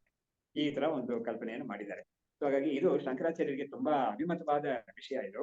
ಅವರು ಬ್ರಹ್ಮಸೂತ್ರ ಭಾಷೆಯಲ್ಲೇ ಕೂಡ ಅದಕ್ಕೆ ಒಂದು ಮಂತ್ರನೇ ಇದೆ, ಉಪನಿಷತ್ ಮಂತ್ರನೇ ಇದೆ ಅದು. ಏಕಂ ಸತ್ ವಿಪ್ರ ಬಹುಧಾ ವದಂತಿ ಅಂತ ತುಂಬಾ ಕೇಳಿರ್ತಾರೆ ಎಲ್ಲರೂ. ಅದು ಅಂತ ವಿಷಯಗಳೆಲ್ಲ ಅವ್ರು ಹೇಳಿ ಎಲ್ಲದೂ ಒಂದೇ ತತ್ವವೇ ಅಂತ ಅವ್ರು ಹೇಳಿದ್ದಾರೆ. ಇನ್ನು ಮುಂದೆ ಕೂಡ ತುಂಬಾ ಇಂಟ್ರೆಸ್ಟಿಂಗ್ ಆಗಿ ವಿಷಯಗಳೆಲ್ಲ ಹೇಳ್ತಾರೆ, ವಿದ್ಯಾರಣ್ಯರು ಹೇಳ್ತಾರೆ. ಸೊ ತಸ್ಯ ಶ್ರೇಷ್ಠಾಃ ತ್ರಯೋ ದೇಹಾಃ ಅಂದ್ರೆ ಏನಾಯ್ತು, ಆ ಹಿರಣ್ಯಗರ್ಭ ಅಂತ ಇದಾನಲ್ಲ, ಅವನಿಗೆ 3 ಶರೀರಗಳು ಶ್ರೇಷ್ಠವಾದ ಶರೀರಗಳು. ಶ್ರೇಷ್ಠ ಅಂದ್ರೆ ಅದಕ್ಕೆ ತುಂಬಾ ಸ್ಪೆಷಲ್ ಬಾಡೀಸ್ ಶರೀರಗಳು. ಯಾಕಂದ್ರೆ ಅದು ಕರ್ಮದಿಂದ ಉಂಟಾಗಿರೋ ವ್ಯಕ್ತಿಗಳಲ್ಲ, ಅದಲ್ಲ. ಅದು ಸೃಷ್ಟಿ ಸ್ಥಿತಿ ಲಯ ಮಾಡಕ್ಕೆ ಅಂತಾನೆ ತಗೊಂಡಿರೋ ರೂಪಗಳು. ಹಾಗಾಗಿ ಶ್ರೇಷ್ಠಾಃ ತ್ರಯೋ ದೇಹಾಃ ಸೃಷ್ಟಿ ಅಂತ ಸ್ಥಿತಿ ಹೇತವಃ. ಸೃಷ್ಟಿಗೆ ಬ್ರಹ್ಮ, ಸ್ಥಿತಿಗೆ ವಿಷ್ಣು, ಅಂತ ಅಂದ್ರೆ ಲಯ, ಅದಕ್ಕೆ ರುದ್ರ ಅಂತ. ಈ 3 ಶರೀರಗಳನ್ನ 3 ದೇಹಗಳು. ಹೌದು, ಸೃಷ್ಟಿ ಸ್ಥಿತಿ ಲಯವನ್ನು ಮಾಡಕ್ಕಾಗಿಯೇ ಸೃಷ್ಟಿಯಾಗಿರೋ 3 ದೇಹಗಳು ಅಂತ. ಹಾಗಾಗಿ ಆ ದೇಹಗಳೆಲ್ಲ ಯಾರ್ದು ಅಂತ ಹೇಳಿದ್ರೆ, ಈ ಹಿರಣ್ಯಗರ್ಭ ಅಂತ ಹೇಳಿದ್ರಲ್ಲ, ಅವಂದೇ 3 ದೇಹಗಳು ಅಂತ. ಇದಕ್ಕೆ ನಾವು ಬೇರೆ ಬೇರೆ ರೀತಿಯಲ್ಲಿ ನಾವು ಅದನ್ನ ಕಲ್ಪನೆ ಮಾಡ್ಕೋಬಹುದು. ಇವಾಗ ಒಬ್ಬೇ ವ್ಯಕ್ತಿ ಇದ್ದಾನೆ, ಅವನಿಗೇನೆ ಒಂದು ಕಂಪನಿಲಿ ಅವನು ಇದ್ದಾನೆ ಅಂತ ಹೇಳಿದ್ರೆ ಬೇರೆ ಬೇರೆ ರೋಲ್ಸ್ ಇರ್ಬೋದು. ಹಾಗಾಗಿ ಇವಾಗ ನೋಡಿ, ಒಬ್ಬನಿಗೆ ಮ್ಯಾನೇಜರ್ ಅಂತ ಒಂದು ರೋಲ್ ಇರ್ಬೋದು. ಅಲ್ಲೇ ಕಂಪನಿನಲ್ಲೇ ಬಂದು ಒಂದು ಅಸೋಸಿಯೇಷನ್ ಅಂತ ಏನಾದ್ರು ಇದ್ರೆ ಅದಕ್ಕೆ ಅವನು ಸೆಕ್ರೆಟರಿ ಆಗೋ ಪ್ರೆಸಿಡೆಂಟ್ ಆಗೋ ಇರ್ತಾನೆ. ಅಲ್ಲೇ ಬಂದ್ಬಿಟ್ಟು ಇನ್ನೊಂದು ಸ್ಪೋರ್ಟ್ಸ್ ಯೂನಿಯನ್ ಇದು ಗ್ರೂಪ್ ಅಂತ ಏನಾದ್ರು ಇದ್ರೆ ಅಲ್ಲೂ ಕೂಡ ಅವನೇನಾದ್ರು ಟ್ರೆಷರರ್ ಏನಾದ್ರು ಇರ್ಬೋದು. ಬಟ್ ಒಂದೇ ವ್ಯಕ್ತಿನೇ ನಾನಾ ಹೌದೌದು, ಕರೆಕ್ಟ್. ಕೆಲಸ ಬರ್ದೇವ್ರೆ ಇವರೇ ಗುಡಿಸೋದು ಸಾರಿಸೋದು ಕೂಡ ಮಾಡ್ಬೇಕಾಗುತ್ತೆ ಕೆಲಸಕ್ಕೆ. ಅದೇ ಕರೆಕ್ಟ್. ಹೀಗೆ ಹೀಗೆ ಒಬ್ಬನೇ ವ್ಯಕ್ತಿ ಆದ್ರೆ ನಾನಾ ರೋಲ್ಸ್ ಮಾಡ್ತಾನೆ. ಇದೇ ತರನೇ ಇಲ್ಲೂ ಕೂಡ ಒಂದೇ ವ್ಯಕ್ತಿನೇ ಬ್ರಹ್ಮ ವಿಷ್ಣು ಶಿವ ಅಂತ 3 ರೋಲ್ಸ್. ಅಷ್ಟು ಮಾತ್ರ ಅಲ್ಲ, ಇನ್ನು ಬಾಕಿ ಇರೋ ಎಲ್ಲವೂ ಕೂಡ ಎಲ್ಲಾ ದೇವತೆಗಳು ಎಲ್ಲವೂ ಕೂಡ ಅವನೇನೆ ಅಂತ ಮುಂದೆ ಹೇಳ್ತಾರೆ ಅವರು. ಸೊ ಇಲ್ಲಿ ಯೋ ಯಹ ಸೃಜತಿ ಲೋಕೆ ಅಸ್ಮಿನ್ ಬ್ರಹ್ಮ ತತ್ರ ಅಭಿಮನ್ಯತೆ ನಾಶಾಭಿಮಾನಿ ರುದ್ರೋಯಂ ವಿಷ್ಣು ಸ್ಥಿತ್ಯಭಿಮಾನವಾನ್ ಅಂತ ಹೇಳಿದ್ರು. 3 ಜನಕ್ಕೂ ಒಂದೊಂದು ಬೇರೆ ಬೇರೆ ಪೋರ್ಟ್ಫೋಲಿಯೋ ಅಂತ ಕೊಟ್ಬಿಟ್ಟಿರುವಾಗ. ಸೊ ಹಾಗಾಗಿ ಈ ಒಂದೇ ಹಿರಣ್ಯ ಗರ್ಭನೇ ಈ ಕೆಲಸ ಮಾಡುವಾಗ ಅವ್ನಿಗೆ ಈ ಹೆಸರು ಇರುತ್ತೆ, ಈ ರೂಪ ಇರುತ್ತೆ, ಆ ಕೆಲಸ ಮಾಡುವಾಗ ಬೇರೆ ರೂಪ ಬೇರೆ ಹೆಸರು ಇರುತ್ತೆ ಅಂತ ಈ ಒಂದು ಕಲ್ಪನೆಯನ್ನ ತೋರಿಸ್ತಾ ಇದ್ದಾರೆ ಶ್ರುತಿ. ಈ ಮೈತ್ರಾಣಿ ಉಪನಿಷತ್ತಲ್ಲೇ ಬಂದಿರೋ ವಿಷಯ. ಹಾಗಾಗಿ ಇದಕ್ಕೆ ಯಾರು ತಗಾದಿ ಮಾಡ್ಬೇಕಾಗಿಲ್ಲ, ಜಗಳ ಮಾಡ್ಬೇಕಾಗಿಲ್ಲ, ಶಿವ ದೊಡ್ಡವನು ವಿಷ್ಣು ದೊಡ್ಡವನು ಅಂತ ಹೇಳ್ಬೇಕಾಗೇ ಇಲ್ಲ, ಎಲ್ಲರೂ ಒಂದೇನೆ ಅಂತ ಸುರೇಶ್ವರಾಚಾರ್ಯರು ಕೂಡ ಹೇಳಿದ್ದಾರೆ. ಏನು ಹರಿಬ್ರಹ್ಮ ಪಿನಾಕಿ ಅಂತ ಅವರು ಇದರಲ್ಲಿ ಬೃಹದಾರಣ್ಯಕ ಭಾರತದಲ್ಲಿ ಹೇಳಿದ್ದಾರೆ. ಎಲ್ಲಿ ಅಂದ್ರೆ ಈ ಅಂತರ್ಯಾಮಿ ಅಂತ ಯಾವ್ದನ್ನ ಹೇಳ್ತಾರೋ ಹೇಳಿದೆಯೋ ಉಪನಿಷತ್ತು, ಬೃಹದಾರಣ್ಯಕ ಉಪನಿಷತ್ತು, ಆ ಅಂತರ್ಯಾಮಿನೇ ಈ ಸೃಷ್ಟಿ ಸ್ಥಿತಿ ಲಯವನ್ನು ಮಾಡಕ್ಕಾಗಿ ಹರಿ ಬ್ರಹ್ಮ ಪಿನಾಕಿ ಅಂದ್ರೆ ಶಿವ, ಈ 3 ರೂಪಗಳಲ್ಲಿ 3 ಹೆಸರುಗಳು, ಒಂದಕ್ಕೆ 3 ಹೆಸರುಗಳು ಬೇರೆ ಬೇರೆ ಅಂತ ಅವ್ರು ಹೇಳಿದ್ದಾರೆ. ಸೊ ಇದು ಉಪನಿಷತ್ತಲ್ಲಿರೋ ವಿಷಯನೇ ಇದು. ಆಮೇಲೆ ಇದು ಹೇಳಿದ್ಮೇಲೆ ಅವರು ಮುಂದಕ್ಕೆ ಪ್ರಜಾಪತಿ ತ್ರಿಧಾ ಭೂತ್ವ ಭೂಯೋಪಿ ಬಹುಧಾ ಭವತೆ ಬ್ರಹ್ಮರುದ್ರಾದಿ ವಸುರುದ್ರಾದಿತ್ಯ ಭೇದೈಹಿ ಗಿರಿ ನದ್ಯಾದಿ ಭೇದತಃ. ಇವಾಗ ನೋಡ್ತೀರಾ ಏನು ಇಡೀ ಸೃಷ್ಟಿಯಲ್ಲಿ ಚರಾಚರ ಜಗತ್ತಂತ ನಾವು ಹೇಳ್ತೀವಿ. ಚರ ಅಂದ್ರೆ ಚೇತನವಾದ್ದು, ಅಂದ್ರೆ ಒಂದ್ ಕಡೆಯಿಂದ ಇನ್ನೊಂದ್ ಕಡೆ ಅದಕ್ಕೆ ಮೂವ್ ಮಾಡಕ್ಕಾಗುತ್ತೆ. ಜಡ ಅಂತ ಹೇಳಿದ್ರೆ ಅಚರ, ಅಚರ ಅಂದ್ರೆ ಒಂದು ಕಡೆ ಇರೋದು ಅಂತ. ಇವಾಗ ನಾವು ಜೀವನಲ್ಲೂ ಕೂಡ 2 ಹೇಳ್ಬೋದು, ಚರ ಅಚರ ಅಂತ. ಹೇಗೆ ಅಂದ್ರೆ ನೋಡಿ, ಒಂದು ಪ್ರಾಣಿಗೆ ಪಕ್ಷಿಗೆ ಇದಕ್ಕೆಲ್ಲ ಒಂದ್ ಕಡೆಯಿಂದ ಇನ್ನೊಂದ್ ಕಡೆ ನಡ್ಕೊಂಡು ಹೋಗ್ಬೋದು ಅಥವಾ ಹಾರ್ಕೊಂಡು ಹೋಗ್ಬೋದು. ಆದ್ರೆ ಗಿಡ ಮರ ಎಲ್ಲ ಇದೆಯಲ್ಲ, ಅದನ್ನು ಶಾಸ್ತ್ರದಲ್ಲಿ ಜೀವ ಅಂತಾನೆ ಕನ್ಸಿಡರ್ ಮಾಡಿದ್ದಾರೆ. ಅದಕ್ಕೆ ಒಂದೇ ಕಡೆನೇ ಇರ್ತಾರೆ, ಅದು ನಾನಾ ಕಡೆ ಸುತ್ತಾಡಿ ತಿರುಗಾಡಿ ಎಲ್ಲ ಆಗೋದೇ ಇಲ್ಲ ಅದಕ್ಕೆ. ಆದ್ರೆ ಅದಕ್ಕೆ ಅದು ಸ್ಥಾವರ ಜಂಗಮ ಅಂತ ಹೇಳ್ತಾರೆ. ಜಂಗಮ ಅಂದ್ರೆ ಮೂವ್ಮೆಂಟ್ ಇರೋದು, ಸ್ಥಾವರ ಅಂದ್ರೆ ಒಂದೇ ಕಡೆ ಇರೋದು. ಇದು ಜಡ ಮತ್ತು ಚೇತನ ಅಂತ ಹೇಳುವಾಗ, ಜಡ ಗಿರಿ ನದಿ ಸಮುದ್ರ ಅಂತೆಲ್ಲ ಇದೆಯಲ್ಲ, ಅವುಗಳೆಲ್ಲ ಜಡವಾಗಿರೋದು. ಚೇತನ ಅನ್ನೋದು ಪ್ರಾಣಿ ಪಕ್ಷಿಗಳು ಇದೆಲ್ಲ ಹೇಳೋದು. ಸೊ ಹೀಗೆ ವಿಭಾಗ ಬೇರೆ ಬೇರೆ ಹೇಳೋದು. ಸೊ ಇಲ್ಲಿ ಪ್ರಜಾಪತಿ ತ್ರಿಧಾ ಭೂತ್ವ ಭೂಯೋಪಿ ಬಹುಧಾ ಭವತೆ. ಪ್ರಜಾಪತಿ ಅನ್ನೋನೇ ಸೂತ್ರಾತ್ಮ, ಅವನೇ ಹಿರಣ್ಯ ಗರ್ಭ ಅಂತ ಮುಂಚೆನೆ ಹೇಳ್ಬಿಟ್ರು. ಈ 3 ಹೆಸರುಗಳು ಒಂದೇ ವ್ಯಕ್ತಿಗೆ ಹೇಳೋದು ಅಂತ. ಅವನು ಈ ಶಿವ ರುದ್ರ ಶಿವ ವಿಷ್ಣು ಮತ್ತು ಬ್ರಹ್ಮ ಅಂತ ರೂಪಗಳು ತಗೊಂಡ ಮೇಲೆ ಮುಂದಕ್ಕೆ ಇನ್ನೂ ಸ್ವಲ್ಪ ದೇಹಗಳು ತಗೊಳ್ತಾನೆ. ಅದಕ್ಕೆ ಹೇಳ್ತಾ ಇದ್ದಾರೆ ಪ್ರಜಾಪತಿ ತ್ರಿಧಾ ಭೂತ್ವ ಭೂಯೋಪಿ ಬಹುಧಾ ಭವತೆ. ಮತ್ತೆ ಅವನು ಇನ್ನೂ ಸ್ವಲ್ಪ ಹೆಚ್ಚಾಗಿ ಆದ ಅವನು. ಅದನ್ನ ವಸು ರುದ್ರ ಆದಿತ್ಯ ಭೇದೈಹಿ. ಇವರೆಲ್ಲ ಯಾರು ಅಂತ ಹೇಳಿದ್ರೆ, ವಸು ಅಂತ ಹೇಳಿದ್ರೆ ಅಷ್ಟ ವಸುಗಳು ಇದ್ದಾರೆ. ಆಮೇಲೆ ರುದ್ರ ಅನ್ನೋದು 11 ರುದ್ರರಿದ್ದಾರೆ. ಆಮೇಲೆ ಆದಿತ್ಯ ಅನ್ನೋದು 12 ಆದಿತ್ಯಗಳಿದ್ದಾರೆ. ಹೀಗಾಗಿ ಇವ್ರುಗಳೆಲ್ಲ ಕೂಡ ಒಂದು ಕೆಲಸ ಇದೆ ಅವ್ರಿಗೆಲ್ಲ. ಹಾಗಾಗಿ ಇವರೆಲ್ಲ ದೇವತೆಗಳು ಖಂಡಿತ. ಹಾಗಾಗಿ ವಸುರುದ್ರ ಆದಿತ್ಯರಿಗಾಗೂ ಈ ಹಿರಣ್ಯ ಗರ್ಭನೇ ಆಗಿರೋದು.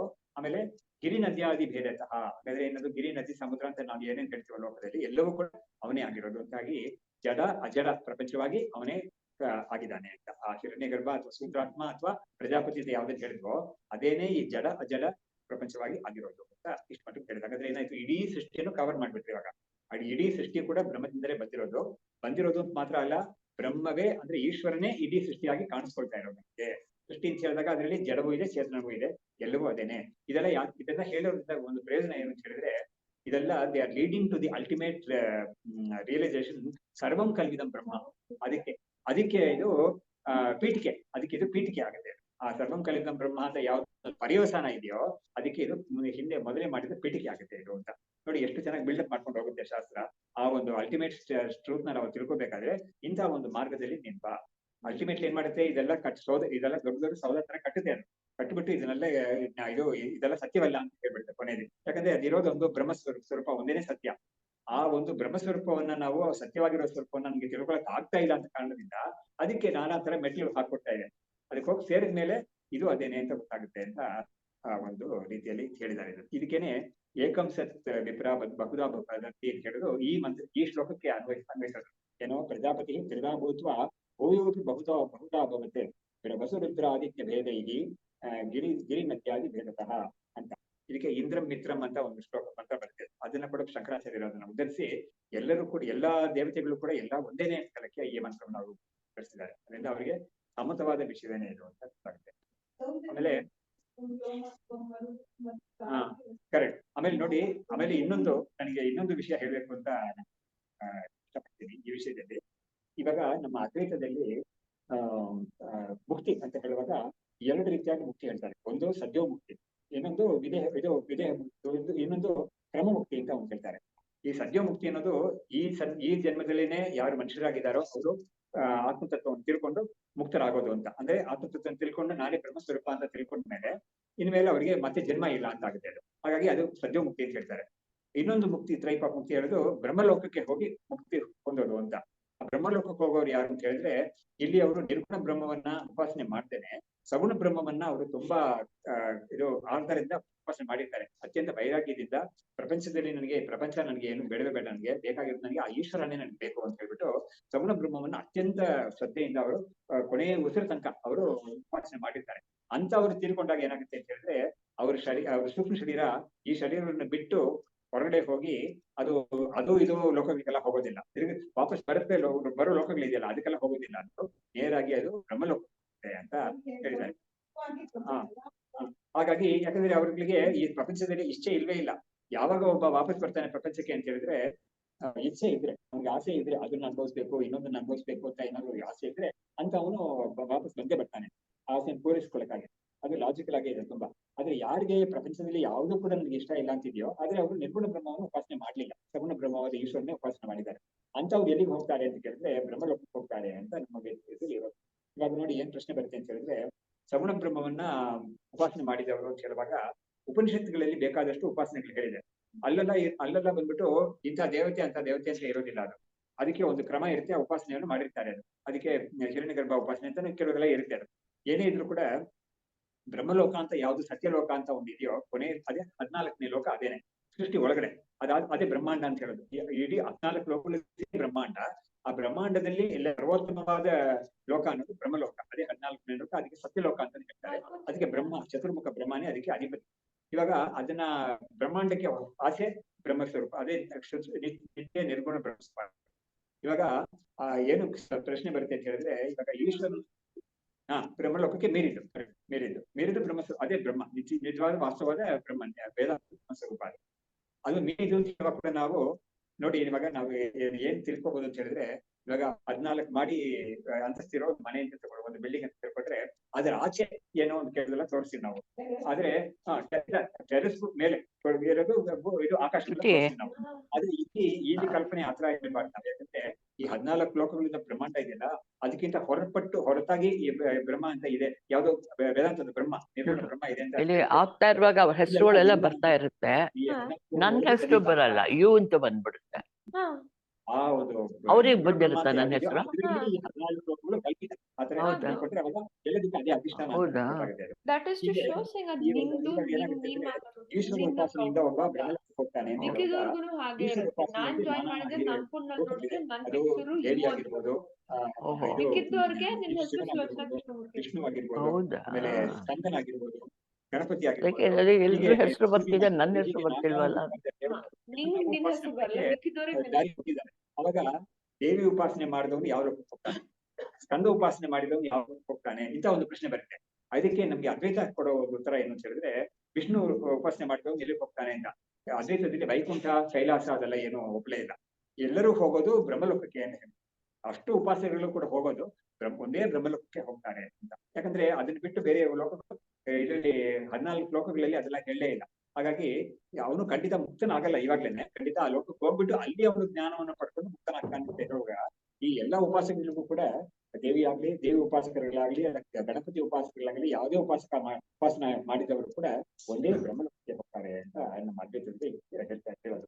ಅದಕ್ಕೆ ಕೆಲವರು ಏನ್ ಮಾಡಿದ್ದಾರೆ ಅಂದ್ರೆ ಇವರು ಆಚಾರ್ಯರು ಇವಾಗ ನೋಡಿ ಒಬ್ಬ ದೇವಿ ಉಪಾಸನೆ ಮಾಡ್ಬಿಟ್ಟು ಆ ಲೋಕಕ್ಕೆ ಹೋಗ್ತಾನೆ. ಅಲ್ಲಿ ಅವನು ಆ ಲೋಕವನ್ನ ಅವನು ದೇವಿಮಯವಾಗಿ ಕಾಣ್ತಾನೆ.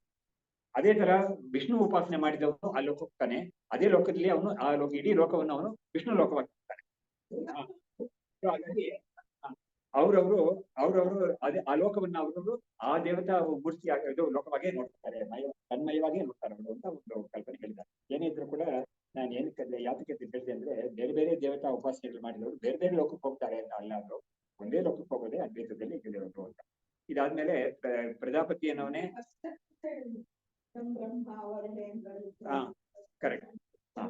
ಇವಾಗ ಬಸರುದ್ರ ಆದಿತ್ಯ ಭೇದೈ ಗಿರಿನದ್ಯಾದಿ ಭೇದತಃ. ಇದಾದ್ಮೇಲೆ ಆತ್ಮನಿ ಅಧ್ಯಾರೋಪ ಏವಂ ಪ್ರೋಕ್ತಃ ಮಾಯಾ ವಿನಿರ್ಮಿತ ಆತ್ಮ ಅಧಿಷ್ಠಾನ ರೂಪೇಣ ಪ್ರವಿಷ್ಟ ಸರ್ವವಸ್ತುಷು.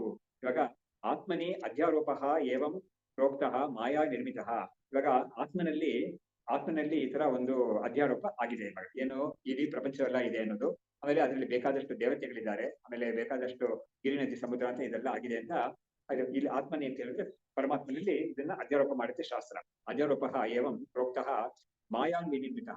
ಈ ಮಾಯಿಂದಲೇ ಈ ಅಧ್ಯಾರೋಪ ಅನ್ನೋದು ಆಗಿರೋದು ಅಂತ ಹೇಳ್ಬಿಟ್ಟು ಆತ್ಮ ಅಧಿಷ್ಠಾನ ರೂಪೇಣ ಪ್ರವಿಷ್ಟ ಸರ್ವವಸ್ತುಷು.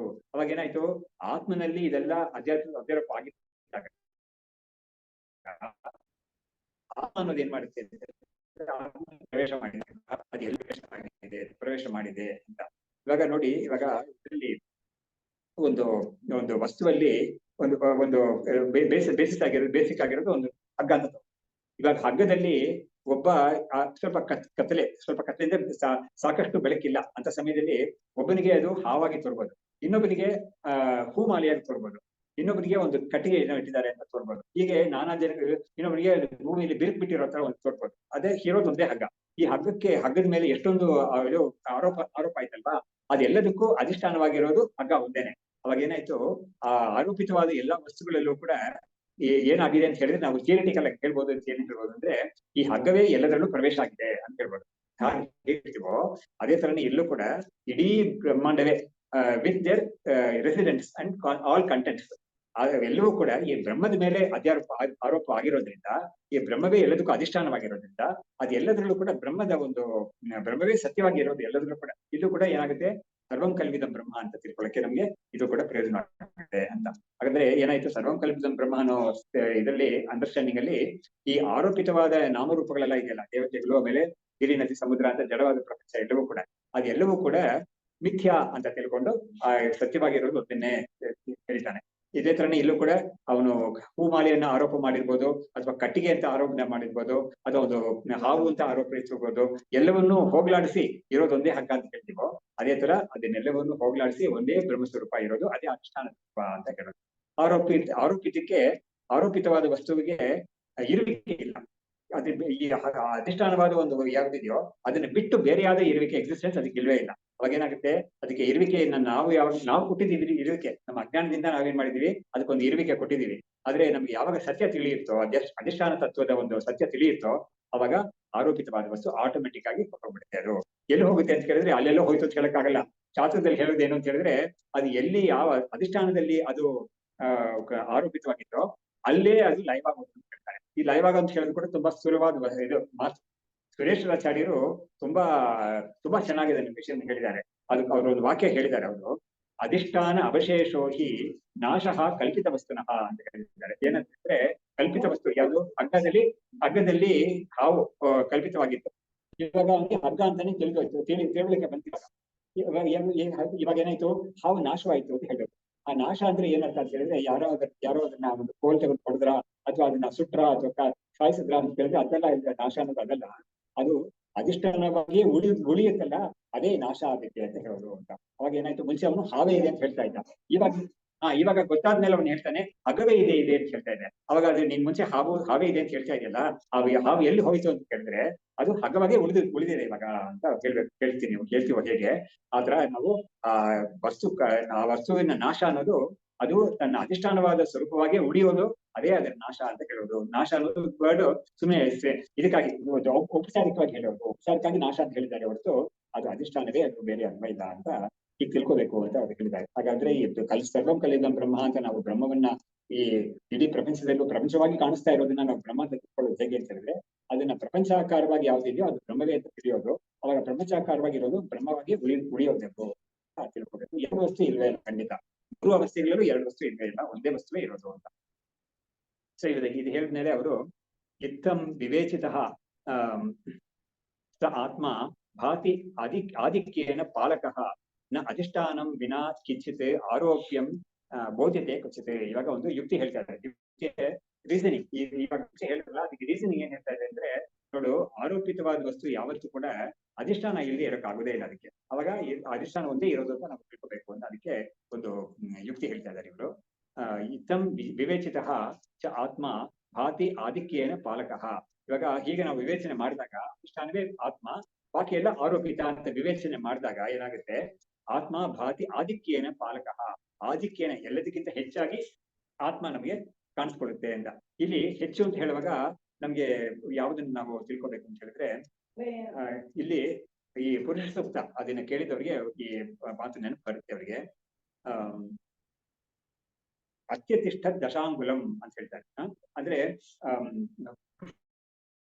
ಪಾದೋ ವಿಶ್ವಭೂತಾನಿ ತ್ರಿಪಾದಸ್ಯಾಮೃತಂ ದಿವಿ ಅಂತ ಹೇಳ್ಬಿಟ್ಟು ಅತ್ಯತಿಷ್ಠ ದಶಾಂಗುಲಂ ಅಂತ ಬರ್ತದೆ. ಅರ್ಥ ಅಂತ ಹೇಳಿದ್ರೆ ಈ ಬ್ರಹ್ಮವು ಈ ಸೃಷ್ಟಿಯಾಗಿ ಆಗಿರೋದು ಒಂದು ಕಾಲ್ ಭಾಗ ಅಷ್ಟೇ ಸೃಷ್ಟಿಯಾಗಿರೋದು, ಅದ್ರ ಉಳಿದ 3 ಭಾಗ ಶುದ್ಧವಾದ ಬ್ರಹ್ಮವಾಗೇ ಇದೆ. ಅದು ಹೀಗೆ ಆಕ್ಚುಲಿ ಅದ್ರಲ್ಲಿ ಭಾಗ ಇಲ್ಲ, ಆದ್ರೂ ಭಾಗ ಕಲ್ಪನೆ ಯಾತಕ್ಕೆ ಮಾಡಿದ್ದಾರೆ ಅಂತ ಹೇಳಿದ್ರೆ ತಿಳ್ಕೋಬೇಕಾದ ಬ್ರಹ್ಮ ಶುದ್ಧವಾಗಿದೆ ಅಂತ ಹೇಳಕ್ಕಾಗಿ ಈ ಒಂದು ಕಲ್ಪನೆ ಮಾಡಿದೆ. ಸೃಷ್ಟಿಯಾಗಿರೋದು ಕಾಲ್ ಭಾಗ ಮಾತ್ರನೇ, ಆ ಮುಕ್ಕಾಲ್ ಭಾಗ ಬ್ರಹ್ಮವು ಶುದ್ಧವಾಗೇ ಇದೆ. ಅದು ಅತ್ಯತಿಷ್ಠ ದಶಾಂಗುಲಂ. ಈ ಇಡೀ ಪ್ರಪಂಚವು ಬ್ರಹ್ಮಾಂಡ ಅಂತ ಯಾವುದನ್ನು ಹೇಳಿದ್ವಾಗ ಸೃಷ್ಟಿ ಅಂದ್ರೆ ಬ್ರಹ್ಮಾಂಡ ಅಂತ ಅದೇನೆ. ಈ ಬ್ರಹ್ಮಾಂಡವನ್ನು ದಾಟಿರೋದು ಅಂತ ಹೇಳಿದ್ದಾರೆ. ಅಲ್ಲೂ ಕೂಡ ಏನ್ ಮಾಡಿದ್ದಾರೆ ಅಂದ್ರೆ ಇದು ಪುರುಷ ಸೂಕ್ತ ಹೇಳೋದು ಅತ್ಯತಿಷ್ಠ ದಶಾಂಗುಲಂ ಅಂತ ಹೇಳಿದ್ರೆ 10 ಇಂಚು, ದಶಾಂಗುಲಂ 10 ಇಂಚು ಇದಕ್ಕಿಂತ ಮೇಲಿದೆ ಅಂತ. ನಿಜವಾಗ್ಲೂ ಅದನ್ನ ಯಾರಾದ್ರೂ ಅಳತೆ ಮಾಡಿ ನೋಡಿದಾರ ಅಂತ ಇಲ್ಲ, ಅಳತೆಗಿಂತ ಏನು ಇಲ್ಲ, 10 ಇಂಚ್ ಅಂತ ಸುಮ್ಮನೆ ಹೇಳಿರೋದು. ಏನು ಅಂದ್ರೆ ಅದಕ್ಕೆ ಪ್ರಪಂಚದ ಒಂದು ಸೃಷ್ಟಿಯ ಲೇಪ ಇಲ್ಲ ಅದಕ್ಕೆ ಅಂತ. ಅದು ಒಂದ್ ರೀತಿಯಲ್ಲಿ ಮಡಿ, ಅದು ಯಾವ್ದನ್ನು ಮುಡ್ಸ್ಕೊಳ್ಳೋದಿಲ್ಲ ಅದು. ಹಾಗಾಗಿ ಅದು ಎಲ್ಲದಕ್ಕಿಂತ ದಾಟಿರೋದು ಯಾವ್ದನ್ನು ಮುಡ್ಸ್ಕೊಂಡಿಲ್ಲ ಅದು ಅಂತ ಹೇಳಕ್ಕಾಗಿ ಅತ್ಯತಿಷ್ಠ ದಶಾಂಗುಲಂ ಅಂತ ಹೇಳ್ತಾರೆ. ಶುದ್ಧವಾದ ರೂಪ, ಬ್ರಹ್ಮದ ಶುದ್ಧವಾದ ರೂಪ ಅದು. ಅಶುದ್ಧವಾದ ರೂಪ ಮಿಂಗಿರೋ ರೂಪ ಅಶುದ್ಧವಾದ. ಹೀಗೆ ನಾವು ತಿಳ್ಕೋಬೇಕು ಅಂತ ಇವರು ಹೇಳ್ತಾ ಇದ್ದಾರೆ. ಇತ್ತಂ ವಿವೇಚಿತ ಚ ಆತ್ಮ ಭಾತಿ ಆಧಿಕ್ಯೇನ ಪಾಲಕಃ. ಆಧಿಕ್ಯ ಅಂದ್ರೆ ಹೆಚ್ಚಾಗಿ ಅದು ಅಲ್ಲಿ ಕಾಣಿಸ್ಕೊಳುತ್ತೆ ಅಂತ. ಬ್ರಹ್ಮಸ್ವರೂಪ ಈ ಅಧಿಷ್ಠಾನವಾಗಿ ನೋಡಿದಾಗ ಅದೇ ಹೆಚ್ಚಾಗಿ ಕಾಣಿಸ್ಕೊಳ್ತೆ. ಅಂದ್ರೆ ಏನಾಯ್ತು, ಬಿಡಿಯಾಗಿ ಇದೆಲ್ಲ ನೋಡಿ, ಯಾವುದೇ ಒಂದು ವಸ್ತು ನೀವು ತಗೊಂಡು ಕೂಡ ಅದು ಸಣ್ಣದೇ. ಈ ಅಧಿಷ್ಠಾನ ನೋಡಿದಾಗ ಅದು ಸಣ್ಣದೇನೆ ಅದು. ಹಾಗಾದ್ರೆ ಆದಿಕ್ಯೇನ ಪಾಲಕ ಅಂದ್ರೆ ಅದೇ ಈಶ್ವರ ಅಂತ ಅದೇ ಕಾಣಿಸ್ಕೊಳುತ್ತೆ ನಮ್ಗೆ, ಶುದ್ಧ ಆತ್ಮ ಅಂತ ಕಾಣಿಸ್ಕೊಳುತ್ತೆ. ಅಧಿಷ್ಠಾನಂ ವಿನಾ ಕಿಂಚಿತೆ ಆರೋಪ್ಯಂ ಬೋಧ್ಯತೆ ಕ್ವಚಿತೆ. ಹಾಗಾಗಿ ಅಧಿಷ್ಠಾನವನ್ನು ಬಿಟ್ಟು ಯಾವುದೇ ಒಂದು ಆರೋಪಿತವಾದ ವಸ್ತುವನ್ನು ಕೂಡ ಯಾರು ತಿಳ್ಕೊಳಕ್ ಆಗೋದೇ ಇಲ್ಲ. ಇವಾಗ ಒಬ್ಬ ಅಲ್ಲಿ ಹಗ್ಗವೇ ಇರುವಾಗ ಅವನಿಗೆ ಗೊತ್ತಿದೆ ಅದನ್ನ ಹಾವು ಅಂತ ಹೇಳ್ತಾ ಇದ್ದಾನೆ. ಆ ಹಾವು ಅಂತ ತಿಳ್ಕೊಳ್ಳುವಾಗ ಕೂಡ ಅವನು ಹೇಳ್ತಾ ಇರುವಾಗ ಹಾವು ಅಂತ ಅವನಿಗೆ ಕಣ್ಣು ಕಾಣಿಸಿದೆ, ಅವನಿಗೆ ಮನಸ್ಸು ಕಾಣಿಸ್ಬಿಟ್ಟಿದೆ, ಅದು ಕಣ್ಣು ಕಾಣಿಸ್ತಾ ಇದೆ ಅವನಿಗೆ, ಆವಾಗೇ ಕಾಣಿಸ್ತಾ ಇದೆ ಅವನಿಗೆ. ಆ ಕಾಣಿಸುವಾಗ ಕೂಡ ಅದು ಆ ಹಾವು ಅನ್ನೋದು ಈ ಹಗ್ಗವನ್ನು ಬಿಟ್ಟು ಅದಕ್ಕೆ ಒಂದು ಇರುವಿಕೆ ಇಲ್ಲ. ಹಾಗಾಗಿ ಹಗ್ಗವೇ ಹಾವಾಗಿ ಕಾಣಿಸ್ಕೊಳ್ತಾ ಇರೋದ್ರಿಂದ ಈ ಹಾವು ಅನ್ನೋದು ಹಗ್ಗವನ್ನು ಬಿಟ್ಟಿರಕ್ ಸಾಧ್ಯವೇ ಇಲ್ಲ ಅಂತ ಹೇಗಿದೆಯೋ ಅದನ್ನೇ ಹೇಳ್ತಾ ಇದ್ದಾರೆ. ಆರೋಪಿತವಾದ ಪ್ರಪಂಚ ಅದಕ್ಕೆ ಅಧಿಷ್ಠಾನವಾಗಿರುವ ಬ್ರಹ್ಮದ ಬಿಟ್ಟು ಅದಕ್ಕೆ ಒಂದು ಸೆಪರೇಟ್ ಎಕ್ಸಿಸ್ಟೆನ್ಸ್ ಇಲ್ವೇ ಇಲ್ಲ ಅದಕ್ಕೆ. ಹಾಗಾಗಿ ಆರೋಪಿತ ಅನ್ನೋದು ಅಧಿಷ್ಠಾನವನ್ನು ಅವಲಂಬಿಸಿಯೇ ಇರುತ್ತೆ ಯಾವಾಗ್ಲೂ ಅಂತ ಹೇಳ್ತಾರೆ. ಇವಾಗ ಅವಲಂಬಿಸಿದೆ ಅಂತ ಹೇಳಿದ್ರೆ ಏನಾಯ್ತು, ಡಿಪೆಂಡೆಂಟ್ ಎಕ್ಸಿಸ್ಟೆನ್ಸ್ ಅದಕ್ಕೆ ಇದೆ ಅಂತ ಹೇಳಿದ್ರೆ, ಆರೋಪಿತವಾದ ಹಗ್ಗಕ್ಕೆ ಡಿಪೆಂಡೆಂಟ್ ಎಕ್ಸಿಸ್ಟೆನ್ಸ್ ಇದೆ ಅಂತ ಆಯ್ತು. ಯಾವ್ದಕ್ಕೆ ಡಿಪೆಂಡೆಂಟ್ ಎಕ್ಸಿಸ್ಟೆನ್ಸ್ ಇದೆಯೋ ಅದಕ್ಕೆ ರಿಯಲ್ ಎಕ್ಸಿಸ್ಟೆನ್ಸ್ ಇಲ್ಲ ಅಂತ ನಮ್ಗೆ ಶುದ್ಧವಾಗಿ ಕ್ಲೀನ್ ಆಗಿ ಗೊತ್ತಾಗುತ್ತೆ. ಇದಕ್ಕೆ ನಮ್ಗೆ ಯಾರಿಗಾದ್ರೂ ಒಂದ್ಸರಿ ಇದರಲ್ಲಿ ಇಲ್ಲ ನೋಡಿ ಅದೇ ಅಷ್ಟೇ ಸಾಕು, ನಮ್ಗೆ ಇನ್ನೂ ತುಂಬಾ ಸುಲಭವಾಗಿ ಇದನ್ನ ಅಪ್ರಿಶಿಯೇಟ್ ಮಾಡಕ್ಕೆ ಯಾರಿಗೂ ಒಂದು ವೇಳೆ ಯಾರಿಗಾದ್ರೂ ಒಬ್ಬರಿಗೆ ಹಗ್ಗದಲ್ಲಿ ಹಾವು ಅಂತ ಬುದ್ಧಿ ಬಂದಿರದೇ ಇರ್ಬೋದು, ಕಪೆ ಚಿಪ್ಪಲ್ಲಿ ಬೆಳ್ಳಿ ಅಂತ ಬುದ್ಧಿ ಬಂದಿರದೇ ಇರ್ಬೋದು ಜೀವನದಲ್ಲಿ. ಆದ್ರೆ ಎಲ್ಲರಿಗೂ ಕೂಡ ಜೀವನದಲ್ಲಿ ಖಂಡಿತ ಬಂದಿರೋದು ಇದು ಅನುಭವ ಯಾವ್ದು, ಸ್ವಪ್ನ ಅನುಭವ. ಪ್ರತಿಯೊಬ್ಬರಿಗೂ ಸ್ವಪ್ನ ಅನುಭವ ಇದೆ. ಆ ಸ್ವಪ್ನ ಕಾಣ್ತಾ ಇರೋವರೆಗೂ ಕಾಣ್ತಾ ಇರೋದು, ಎಲ್ಲಿವರೆಗೂ ಕಾಣ್ತಾ ಇರುತ್ತೆ ಸ್ವಪ್ನ ಅಂತ ಹೇಳಿದ್ರೆ ಇವನು ಎಚ್ಚೆತ್ಕೊಳ್ತೇ ಇರೋ ತನಕ ಕಾಣಿಸ್ಕೊಳ್ತಾ ಇರುತ್ತೆ. ಇವನು ಎಚ್ಚೆತ್ಕೊಂಡಿದ ತಕ್ಷಣ ಏನಾಗುತ್ತೆ, ಆ ಸ್ವಪ್ನ ಅನ್ನೋದು ಇಲ್ಲ ಅಂತ ಗೊತ್ತಾಗುತ್ತೆ. ಅವಾಗ ಇವನಿಗೆ ಜಾಗೃತಿಗೆ ಬಂದ್ಮೇಲೆ ಇವನು ಆ ಸ್ವಪ್ನವನ್ನ ಯೋಚನೆ ಮಾಡಿ ನೋಡುವಾಗ, ಓಹೋ ಆ ಸ್ವಪ್ನ ನನ್ನ ಮೇಲೆ ಡಿಪೆಂಡೆಂಟ್ ಆಗ್ತಿತ್ತು, ನನ್ನ ಎಕ್ಸಿಸ್ಟೆನ್ಸ್ ಮೇಲೆ ಅದೇ ಎಕ್ಸಿಸ್ಟೆನ್ಸ್ ಇತ್ತು, ಅದಕ್ಕೆ ನನ್ನ ಬಿಟ್ಟು ಬೇರೆಯಾದ ಒಂದು ಇರುವಿಕೆ ಅದಕ್ಕೆ ಇಲ್ವೇ ಇಲ್ಲ ಅಂತ ಅವ್ನಿಗೆ ಚೆನ್ನಾಗಿ ಗೊತ್ತಾಗ್ತದೆ. ಅದೇ ತರನೇ ಈ ಇಡೀ ಪ್ರಪಂಚಕ್ಕೂ ಕೂಡ ಈ ಅಧಿಷ್ಠಾನವಾದ ಬ್ರಹ್ಮವನ್ನು ಬಿಟ್ಟು ಬೇರೆ ಎಕ್ಸಿಸ್ಟೆನ್ಸ್ ಅದಕ್ಕೆ ಇಲ್ವೇ ಇಲ್ಲ ಅಂತ ತಿಳ್ಕೋಬೇಕು ನಾವು ಅಂತ ಕೆಲಸ. ಮುಂದಕ್ಕೆ ಆರೋಪಿತಸ್ಯ ಸರ್ವಸ್ಯ ಅಧಿಷ್ಠಾನಂ ತತ್ವಂ ಈಕ್ಷತೆ ತಸ್ಮಾದಂತ ಬಹಿಶ್ಚ ಆತ್ಮ ಸ್ಥಿತಃ ಸರ್ವೇಷು ವಸ್ತುಷು. ಆರೋಪಿತಸ್ಯ ಸರ್ವಸ್ಯ, ಆರೋಪಿತವಾಗಿದೆ ಎಲ್ಲವನ್ನೂ ಕೂಡ ಎಲ್ಲದಕ್ಕೂ ಅಧಿಷ್ಠಾನವಾಗಿರೋದು ಯಾವುದು, ಅದೇ ತತ್ವ. ಅದನ್ನ ಯಾರು ಕಾಣ್ತಾನೋ, ಯಾರು ಅದನ್ನ ಸಾಕ್ಷಾತ್ಕಾರ ಮಾಡ್ಕೊಳ್ತಾನೋ, ತಸ್ಮಾದ್ ಅಂತಹ ಬಹಿಚ ಆತ್ಮ ಸ್ಥಿತಃ ಸರ್ವೇಷು ವಸ್ತುಷು. ಅದರಿಂದ ಏನಾಗುತ್ತೆ, ಎಲ್ಲಾ ವಸ್ತುಗಳಲ್ಲೂ ಕೂಡ ಅಂತರ್ಬಹಿಷ್ಠ ತತ್ಸರ್ವಂ ವ್ಯಾಪ್ಯ ನಾರಾಯಣ ಸ್ಥಿತಃ ಅಂತ ನಾವ್ ಯಾವ್ದು ನಾರಾಯಣ ಸೂಕ್ತದಲ್ಲಿ ಹೇಳ್ತೀವೋ ಅದು ಅಂತಹ ಬಹಿ, ಒಂದು ವಸ್ತುವಿನ ಒಳಗಡೆ ಹೊರಗಡೆ ಎಲ್ಲವೂ ಕೂಡ ಎಲ್ಲ ಕಡೆನೂ ಅದೇ ಇರೋದು ಅಂತ. ಎಲ್ಲ ಕಡೆ ಅಂತ ಹೇಳೋದು ಒಂದು ಸ್ವಲ್ಪ ಸಂಕುಚಿತವಾದ ಅರ್ಥ. ಎಲ್ಲ ಕಡೆ ಅಂತ ಹೇಳ್ಬಾರ್ದು ಅನ್ನೋದಕ್ಕೆ ಶಂಕರಾಚಾರ್ಯರು ಈ 13ನೇ ಅಧ್ಯಾಯದಲ್ಲಿ ಒಂದು ಶ್ಲೋಕ ಬರುತ್ತೆ. ಅದು ಬಹಿರಂತಶ್ಚ ಭೂತಾನಾಂ ಅಚರಂ ಚರಮೇವಚ ಸೂಕ್ಷ್ಮತ್ವ ತದ್ ಅವಿಜ್ಞೇಯಂ ದೂರಸ್ಥಂ ಅಂತಿಕೆ ಅಂತ ಹೇಳಿದ್ದಾರೆ. ಅಂದ್ರೆ ಈ ಬ್ರಹ್ಮವು ಇಡೀ ಸೃಷ್ಟಿಯಲ್ಲಿ ಎಲ್ಲದರ ಒಳಗಡೆ ಹೊರಗಡೆ ಅದೇ ಇದೆ. ಅದೇ ಅತ್ಯಂತ ಸೂಕ್ಷ್ಮವಾಗಿರೋದ್ರಿಂದ ನಮ್ಗೆ ಅದು ಗೊತ್ತಾಗ್ತಾ ಇಲ್ಲ ನಮ್ಗೆ ಅಂತ ಹೇಳಿದ್ರು. ಆದ್ರೆ ಏನಕ್ಕೆ ಅದು ಹೇಳುವಾಗ ಶಂಕರಾಚಾರ್ಯ ಹೇಳ್ತಾರೆ, ಬಹಿಹಿ ಅಂತಹ ಅಂತ ಒಂದು ಬಂತು, ಒಳಗಡೆ ಹೊರಗಡೆ ಅಂತ. ಸರಿ, ಯಾವುದೋ ಒಂದು ಇಟ್ಕೊಂಡ್ತಾನೆ ಅದು. ಇವಾಗ ಒಂದು ಮನೆ ಅಂತ ನಾವು ಕಲ್ಪನೆ ಮಾಡ್ಕೊಟ್ರೆ, ಮನೆ ಆಚೆ ತುಂಬಾ ಜಾಗ ಇದೆ, ಮನೆ ಒಳಗಡೆನೂ ಏನೋ ಸ್ವಲ್ಪ ಜಾಗ ಇದೆ. ಅವಾಗ ಈ ಆಚೆ ಒಳಗಡೆ ಅಂತ ನಾವು ವಿಭಾಗ ಮಾಡಕ್ಕೆ ಯಾವ್ದು ಕಾರಣವಾಗಿತ್ತು ಅಂತ ಹೇಳಿದ್ರೆ ಗೋಡೆಗಳು. ಆ ಗೋಡೆಗಳಲ್ಲಿ ಅಲ್ಲಿ ಜಾಗ ಇಲ್ವಾ ಅಂತ ಕೇಳಿದ್ರೆ ಅಲ್ಲೂ ಜಾಗ ಇದೆ ಅಂತ ನಾವು ತಿಳ್ಬೇಕು. ಯಾಕಂದ್ರೆ ಜಾಗ ಇರೋದ್ರಿಂದನೇ ಗೋಡೆಯಲ್ಲಿ ಮಾಡಕ್. ಹಾಗಾಗಿ ಗೋಡೆ ತೆಗೆದ್ಬಿಟ್ರೆ ಆಚೆ ಈಚೆ ಅಂತ ಯಾವ್ದು ಇಲ್ವೇ ಇಲ್ಲ, ಒಂದೇ ಆಕಾಶ ನಮ್ಗೆ ಸ್ಪೇಸ್ ಅಂತ ಯಾವ್ದು ಇರುತ್ತೋ ಅದೇ ತರ ಇಲ್ಲೂ ಕೂಡ ಯಾವ್ಯಾವ್ದು ವ್ಯಕ್ತಿಗಳು ನೋಡಿ ಹೊರಗಡೆ ಅಲ್ಲಿ ಈ ಉದಾಹರಣೆಯಲ್ಲಿ ನಾನು ಮನೆ ಅಂತ ತಗೊಂಡೆ. ಗೀತೆಯಲ್ಲಿ ಹೇಳ್ತಾ ಇರೋ ಉದಾಹರಣೆ ಏನು ಅಂತ ಹೇಳಿದ್ರೆ, ಶರೀರ, ಪ್ರತಿಯೊಂದು ಶರೀರ ಇದೆ, ಅದು ಪ್ರಾಣಿ ಪಕ್ಷಿ ಸಣ್ಣ ಕ್ರಿಮಿಕೀಟ ಯಾವ್ದೇ ಇರ್ಬೋದು, ಅದಕ್ಕೆ ಹೊರಗಡೆನೂ ಬ್ರಹ್ಮವೇ ಇರೋದು, ಒಳಗಡೆನೂ ಬ್ರಹ್ಮವೇ ಇದೆ ಅಂತ ಶ್ಲೋಕದಲ್ಲಿ ಹೇಳ್ತು. ಅವಾಗ ಆ ಒಳಗೆ ಅಂತ ಹೇಳಕ್ಕೆ ವಿಭಾಗ ಮಾಡಕ್ಕೆ ಯಾವ್ದು ಕಾರಣವಾಗಿತ್ತು ಅಂದ್ರೆ ಶರೀರ ಕಾರಣವಾಗಿತ್ತು. ಶಂಕರಾಚಾರ್ಯ ಹೇಳ್ತಾರೆ ಆ ಶರೀರವು ಬ್ರಹ್ಮವೇ ಆಗಿದೆ ಅಂತ. ಹಾಗಾಗಿ ಅಲ್ಲಿ ನಾವು ನೋಡು, ಶರೀರ ಅನ್ನೋದು ಜಡ, ಪಂಚಭೂತಗಳಿಂದ ಆಗಿರೋದು, ಅದನ್ನ ಹೇಗೆ ಬ್ರಹ್ಮ ಅಂತ ಹೇಳ್ತೀಯಾ ಅಂತ ಕೇಳ್ಬೋದು. ಆದ್ರೆ ಆ ನಿಜವಾಗ್ಲೂ ಇರೋ ಒಂದೇ ಬ್ರಹ್ಮದಲ್ಲಿ ನಾವು ಇದನ್ನು ಕಲ್ಪನೆ ಮಾಡಿದ್ದೀವಿ, ಅದರಿಂದ ಅದು ಕೂಡ ವಾಸ್ತವವಾಗಿ ಬ್ರಹ್ಮವೇ ಅಂತ ಶಂಕರಾಚಾರ್ಯರು ಅಲ್ಲಿ ತಿಳಿ ಹೇಳಿದ್ದಾರೆ. ಸೊ ಇಲ್ಲಿ ಹೇಳ್ತಾ ಇದ್ದಾರೆ, ಆರೋಪಿತಸ್ಯ ಸರ್ವಸ್ಯ ಅಧಿಷ್ಠಾನಂ ಸತ್ವಮೀಕ್ಷತೆ ತಸ್ಮಾತ್ ಅಂತಹ ಬಹಿಶ್ಚ ಆತ್ಮ ಸ್ಥಿತಃ ಸರ್ವೇಷು ವಸ್ತುಷು. ಹಾಗಾಗಿ ಆತ್ಮ ಅನ್ನೋದು ಎಲ್ಲಾ ವಸ್ತುಗಳಲ್ಲೂ ಕೂಡ ಒಳಗಡೆ ಹೊರಗೆ ಎಲ್ಲವೂ ಅದೇ ಇದೆ, ಆ ವಸ್ತುಗಳಾಗೂ ಕೂಡ ಅದೇ ಇದೆ ಅಂತ ನಾವು ಇಲ್ಲಿ ಸೇರಿಸ್ಕೊಂಡು ಇದನ್ನ ತಿಳ್ಕೊಳ್ತೀವಿ ನಾವು ಅಂತ. ಯಾಕಂದ್ರೆ ಈ ವಸ್ತುಗಳೆಲ್ಲ ಬ್ರಹ್ಮ ಅಲ್ಲ, ಅಥವಾ ಈ ಶರೀರಗಳೆಲ್ಲ ಬ್ರಹ್ಮ ಅಲ್ಲ, ಶರೀರದ ಒಳಗೆ ಹೊರಗಡೆ ಮಾತ್ರ ಬ್ರಹ್ಮ ಇದೆ ಅಂತ ಹೇಳಿದ್ರೆ ಏನಾಗುತ್ತೆ, ಬ್ರಹ್ಮ ಕೆಲವು ವಸ್ತುಗಳಾಗಿ ಬ್ರಹ್ಮ ಇಲ್ಲ ಅಂತ ಆಗುತ್ತೆ. ಅವಾಗ ಬ್ರಹ್ಮಕ್ಕೆ ಒಂದು ಲೋಪ ಬರುತ್ತೆ, ಅದಕ್ಕೆ ಒಂದು ದೋಷ ಬರುತ್ತೆ. ಏನೋ ಅನಂತವಾಗಿಲ್ಲ ಬ್ರಹ್ಮ ಅಂತ ಲೋಪ ಬರುತ್ತೆ. ಅನಂತ ಇರ್ಬೇಕಾದ್ರೆ ಅದಕ್ಕೆ ವಸ್ತು ಪರಿಚಯದ ಶೂನ್ಯ ಆಗ್ಬೇಕು, ದೇಶ ಪರಿಚಯದ ಶೂನ್ಯನೂ ಇರಬೇಕು, ಆಮೇಲೆ ಕಾಲ ಪರಿಚಯದ ಶೂನ್ಯನೂ ಇರ್ಬೇಕು. ಅವಾಗ ಶರೀರಗಳೆಲ್ಲ ಬಿಟ್ಬಿಡಿ ಅದನ್ನ, ಅದು ಅಲ್ಲಿಲ್ಲ ಬ್ರಹ್ಮ ಇಲ್ವೇ ಇಲ್ಲ ಅಂತ ಯಾವ್ದು ಕೇಳಿದ್ರೆ ಬಿಟ್ಬಿಡಿದ್ರೆ ಎಲ್ಲಿ ಬಿಡೋದು ಅದನ್ನ? ಅದು ನೀನು ಬ್ರಹ್ಮ ಅಂತ ತಿಳ್ಕೊಟ್ರೇನೆ ಅದನ್ನ ನೀನು ಉಪಪತ್ತಿ ಮಾಡಕ್ಕಾಗೋದು. ಅದನ್ನ ಬಿಟ್ಟು ಅಂದ್ರೆ ಇರೋ ಒಂದ್ ಕಡೆ ಕೂತಿದೆ ಅಂತ ಹೇಳಿದ್ರೆ, ಆ ಶರೀರಗಳೆಲ್ಲ ಒಂದ್ ಕಡೆ ಇದು ರಾಶಿ ಮೂಲೆಗೆ ಸೇರಿಸಿದೀವಿ ಅಂತ ಹೇಳಿದ್ರೆ ಅಲ್ಲಿ ಬ್ರಹ್ಮ ಇಲ್ಲ, ಅದು ಬ್ರಹ್ಮ ಇಲ್ಲ ಅಂತ ಆಗುತ್ತೆ. ಅವಾಗ ಅದು ಸರಿಯಾದ ತಿಳುವಳಿಕೆ ಅಲ್ಲ, ಅದು ಆಗುತ್ತೆ. ಅನಂತ ಬ್ರಹ್ಮ ಅಂತ ಹೇಳಕ್ ಬರೋದಿಲ್ಲ ಅಂತ ಆಗುತ್ತೆ. ಸೊ ಇದು ಹೇಳಿದ್ಮೇಲೆ ಪ್ರಜಾಪತಿ ಬಾಲಖಿಲ್ಯಾನ್ ಮುನೀನ್ ಏವಂ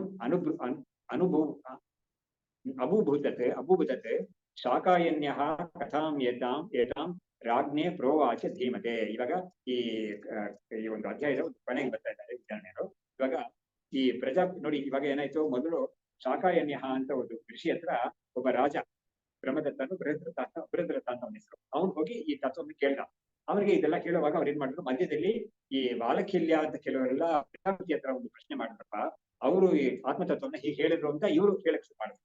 ಇವಾಗ ಆ ಕಥೆಯನ್ನು ಮುಗಿಸ್ಬೇಕು, ಈ ಕಥೆಯನ್ನು ಮುಗಿಸ್ಬೇಕು. ಅದಕ್ಕೆ ಇಲ್ಲಿ ಹೇಳ್ತಾ ಇದ್ದಾರೆ, ಪ್ರಜಾಪತಿ ಬಾಲಕಿಲ್ಯಾನ್ ಪ್ರತಿ ಮುನೀನ್ ಬಾಲಕಿಲ್ಯಾನ್ ಪ್ರತಿ ಏವಂ ಅಭೂಭೂತತೆ. ಹಾಗಾದ್ರೆ ಇವರು ಪ್ರಜಾಪತಿ ಅನ್ನೋರು ಈ ಕೆಲವು ಮುನಿಗಳು ಅವ್ರ ತತ್ವ ಕೇಳಿದ್ರು. ಅವಾಗ ಅವ್ರಿಗೆಲ್ಲ ಈ ತರ ಹೇಳಿದ್ರು, ಯಾವ ತರ ಇವಾಗ ಇಷ್ಟೊತ್ತು ನಾನು ನೋಡ್ತಲ್ಲ ಈ ರೀತಿಯಲ್ಲಿ ಅವ್ರು ಹೇಳಿದ್ರು. ಶಾಕಾಯನ್ಯ ಕಥಾಂ ಏತಾಂ ರಾಜ್ಞೆ ಪ್ರೋವಾಚ ಧೀಮತೆ. ಬುದ್ಧಿವಂತನಾದ ಈ ರಾಜನಿಗೆ ಶಾಕಾಯನ್ಯ ಅಂತ ಮುನಿ ಆ ಕಥೆಯನ್ನು ಇವನಿಗೆ ಹೇಳಿ ಮುಗಿಸಿದ್ರು ಅಂತ ಹೇಳಿದ್ರು. ಮುಗಿಸಿದ್ಮೇಲೆ ಹೇಳ್ತಾರೆ, ಈ ಒಂದು ಸಂವಾದ ರಾಜನಿಗೂ ಆ ಮುನಿಗೂ ಸಂವಾದ ಆಯ್ತು. ಅದರಲ್ಲಿ ಮಧ್ಯ ಪ್ರಜಾಪತಿಗೂ ಈ ಬಾಲಕಿಲ್ಯ ಅನ್ನೋರ್ಗೂ ಸಂವಾದ ಆಗಿದೆ. ಇಷ್ಟು ಸಂವಾದಗಳಲ್ಲೂ ಕೂಡ ಏನೇನು ಬಂದಿದೆ ವಿಷಯ ಅನ್ನೋದನ್ನ ಒಂದು ಶ್ಲೋಕದಲ್ಲಿ ಅವರು ಒಂದು ಸಂಗ್ರಹ ಮಾಡಿ ಹೇಳ್ತಾ ಇದ್ದಾರೆ. ಎಷ್ಟು ಚೆನ್ನಾಗಿ ಹೇಳ್ತಾ ಇದ್ದಾರೆ. ವೈರಾಗ್ಯಂ ಪರಮಾತ್ಮ ಅತ್ರ ಜೀವಾತ್ಮ ಸಾಧನಾನಿಚ ತಪೋ ಯೋಗ ಸ್ತುತಿ ಬೋಧ ಇದು ಸರ್ವಂ ವ್ಯವಸ್ಥಿತಂ ಅಂತ. ಇಷ್ಟು ಸಂವಾದದಲ್ಲಿ ಒಂದು ಶ್ಲೋಕದಲ್ಲಿ ಈ ಎನ್ಕ್ಯಾಪ್ಸುಲೇಟಿಂಗ್ ಎವ್ರಿಥಿಂಗ್ ವಾಟ್ ಹ್ಯಾಸ್ ಹ್ಯಾಪನ್ಡ್ ಅನ್ನೋದನ್ನ ಅಲ್ಲೂ ಕೂಡ ಡೀಟೇಲ್ಸ್ ಬಿಡಿದೇನೆ. ಇಷ್ಟೆಲ್ಲ ಆಗಿದೆ ನೋಡು, ಅದು ಏನು ಆ ಡೀಟೇಲ್ಸ್ ಯಾವ್ದಾವ್ದು ಬೇಡದೇ ಇರೋದೆಲ್ಲ ಹೇಳ್ತಾ ಇಲ್ಲ. ಎಷ್ಟು ಸಾಧನೆಗೆ ಏನ್ ಬೇಕಾಗಿರೋದು ಅಷ್ಟನ್ನು ಹೇಳ್ತಾ ಇದ್ದಾರೆ. ಪ್ರಮೇಯ ಭಾಗ, ಪ್ರಮಾಣ ಭಾಗ, ಆಮೇಲೆ ಅದನ್ನ ಸಾಧನೆಗೆ ಬೇಕಾಗಿರೋ ವಿಷಯಗಳೆಲ್ಲವೂ ಹೇಳ್ತಾ ಇದ್ದಾರೆ. ವೈರಾಗ್ಯ ಹೇಳಿದ್ರು, ಪರಮಾತ್ಮ ಸ್ವರೂಪ ಹೇಳಿದ್ರು, ಜೀವಾತ್ಮನ ಸ್ವರೂಪ ಹೇಳಿದ್ರು, ಸಾಧನಾನಿ ಅಂದ್ರೆ ಆ ಪರಮಾತ್ಮ ಸ್ವರೂಪವನ್ನು ಹೊಂದಕ್ಕೆ ಏನೇನ್ ಸಾಧನೆಗಳು, ಅದೇನೋ ತಪಃ ಯೋಗ, ಆಮೇಲೆ ಸ್ತುತಿ ಬೋಧ ಇದು ಸರ್ವಂ ವ್ಯವಸ್ಥಿತಂ ಅಂತ ಇದೆಷ್ಟು ಕೂಡ ಈ ಒಂದು ಸಂವಾದದಲ್ಲಿ ಇದೆ ಅಂತ ಹೇಳ್ಬಿಟ್ಟು ಇವಾಗ ಕೊನೆಯಲ್ಲಿ ಹೇಳ್ತಾ ಇದ್ದಾರೆ. ಶಾಕನ್ಯಾಯ ಭಗವಾನ್ ಮೈತ್ರಿ ಅಖಿಲಂ ಉವಾಚ ತತ್ಸರ್ವಂ ಮೇ ಅನುಗೃಹಾತು ವಿದ್ಯಾರ್ಥೀರ್ಥ ಮಹೇಶ್ವರ ಅಂತ ಹೇಳ್ಬಿಟ್ಟು ಇವರು ಪ್ರಾರ್ಥನೆ ಮಾಡ್ಕೊಳ್ತಾ ಇದ್ದಾರೆ. ಏನು ಅಂದ್ರೆ ಶಾಕನ್ಯಾಯ ಭಗವಾನ್ ಮೈತ್ರಿ ಅಂದ್ರೆ ಈಗ ಮೈತ್ರಾಯಣಿ ಉಪನಿಷತ್ ಅಂತ ಹೆಸರು ನಾನು ಇದಕ್ಕೆ. ಅವಾಗ ನಾವೇನ್ ಮಾಡ್ಬೇಕು, ಈ ಮೈತ್ರಿ ಅನ್ನೋರು ಶಾಕಾನ್ಯ ಅನ್ನೋರಿಗೆ ಅದನ್ನ ಹೇಳಿದ್ರು. ಈ ಶಾಕನ್ಯ ಅನ್ನೋರು ಈ ರಾಜನಿಗೆ ಹೇಳಿದ್ರು. ರಾಜನಿಗೆ ಹೇಳ್ತಾ ಇರುವಾಗ ಅವ್ರು ಏನ್ ಮಾಡಿದ್ರು, ಪ್ರಜಾಪತಿ ಮತ್ತು ಬಾಲಕಿಲ್ಯ ಅನ್ನೋರು ಸಮಾಧಾನ ಸೇರಿಸಿದ್ರು. ಇವಾಗ ಏನು ಒಟ್ಟಿಗೆ 3 ಕಥೆ ಅಂತ ಹೇಳ್ಬೇಕು ನಾವು. ಮೊಟ್ಟ ಮೊದಲು ಮೈತ್ರಿ ಅನ್ನೋ ಋಷಿ ಈ ಶಾಕಾನ್ಯಾಯ ಅಂತ ಹೇಳಿದ್ರು. ಅವ್ರಿಗೂ ಇವನಿಗೂ ರಾಜನಿಗೂ ಒಂದು ಸಮಾಧಾನ ನಡೀತು. ಅದ್ರ ಒಳಗಡೆ ಈ ಒಂದು ಪ್ರಜಾಪತಿ ಬಾಲಕಿಲ್ಯ ಸಮಾಧಾನ ನಡೀತು ಅಂತ 3 ಸಮಾಧಾನ ಆಗಿದೆ ಇದ್ರೊಳಗಡೆ. ಹೀಗಾಗಿ ತದ್ ಸರ್ವಂ ಮೇ ಅನುಗೃಹಾತು ವಿದ್ಯಾತೀರ್ಥ ಮಹೇಶ್ವರ ಅಂತ ಇವ್ರು ಏನ್ ಪ್ರಾರ್ಥನೆ ಮಾಡ್ಕೊಳ್ತಾರೆ ಅಂದ್ರೆ, ಎಲ್ಲಾ ಚಾಪ್ಟರ್ ಕೊನೆಯಲ್ಲಿ ಹೀಗೆ ಮುಗಿಸೋದು. ಯಾಕಂದ್ರೆ ಇವರು ಗುರುಗಳು ವಿದ್ಯಾರ್ಥಿಗಳು ಅಂತ ಅವ್ರಿಗೆ ಒಂದು ಪ್ರಾರ್ಥನೆ ಮಾಡಿ ಇವರು ಹೇಳ್ತಾ ಇದ್ದಾರೆ, ವಿದ್ಯಾರ್ಥಿಗಳು ಹೀಗೆ ಹೀಗೆ ಹೇಳ್ಬಿಟ್ಟು ಅವರು ಈ ಯಾವ್ದನ್ನ ನನ್ಗೆ ಅನುಗ್ರಹಿಸ್ಲಿ ಆ ಈಶ್ವರ ಅಂತ ಕೇಳಿದ್ರೆ, ಇದನ್ನೇ ವೈರಾಗ್ಯ, ಪರಮಾತ್ಮನ ಬುದ್ಧಿ, ಪರಮಾತ್ಮನ ವಿಷಯದ ಬುದ್ಧಿ, ಜೀವಾತ್ಮ ವಿಷಯವಾದ ಸರಿಯಾದ ತಿಳುವಳಿಕೆ, ತಪಃ ಯೋಗ ಸ್ತುತಿ ಬೋಧ, ಇವಷ್ಟನ್ನು ಕೂಡ ನಮ್ಮ ಗುರುಗಳು ನಮ್ಗೆ ಅನುಗ್ರಹ ಮಾಡ್ಲಿ ಅಂತ ಹೇಳ್ಬಿಟ್ಟು ಇವರು ಮುಗಿಸ್ತಾ ಇದ್ದಾರೆ. ಇಲ್ಲಿ ನಾವು ಇಲ್ಲಿಗೆ ನಿಲ್ಲಿಸೋಣ. ಶಾಸ್ತ್ರಂ ಶಾರೀರ ಮೀಮಾಂಸಾ ದೇವಸ್ತು ಪರಮೇಶ್ವರ ಆಚಾರ್ಯ ಶಂಕರಾಚಾರ್ಯ ಸಂತು ಮೇ ಜನ್ಮ ಜನ್ಮನಿ ವಿದ್ಯಾ ವಿನಯ ಸಂಪನ್ನಂ ವೀತರಾಗಂ ವಿವೇಕಿನಂ ವಂದೇ ವೇದಾಂತ ತತ್ವಜ್ಞಂ ವಿದುಷೇಖರ ಭಾರತೀ. ಓಂ ತತ್ಸತ್.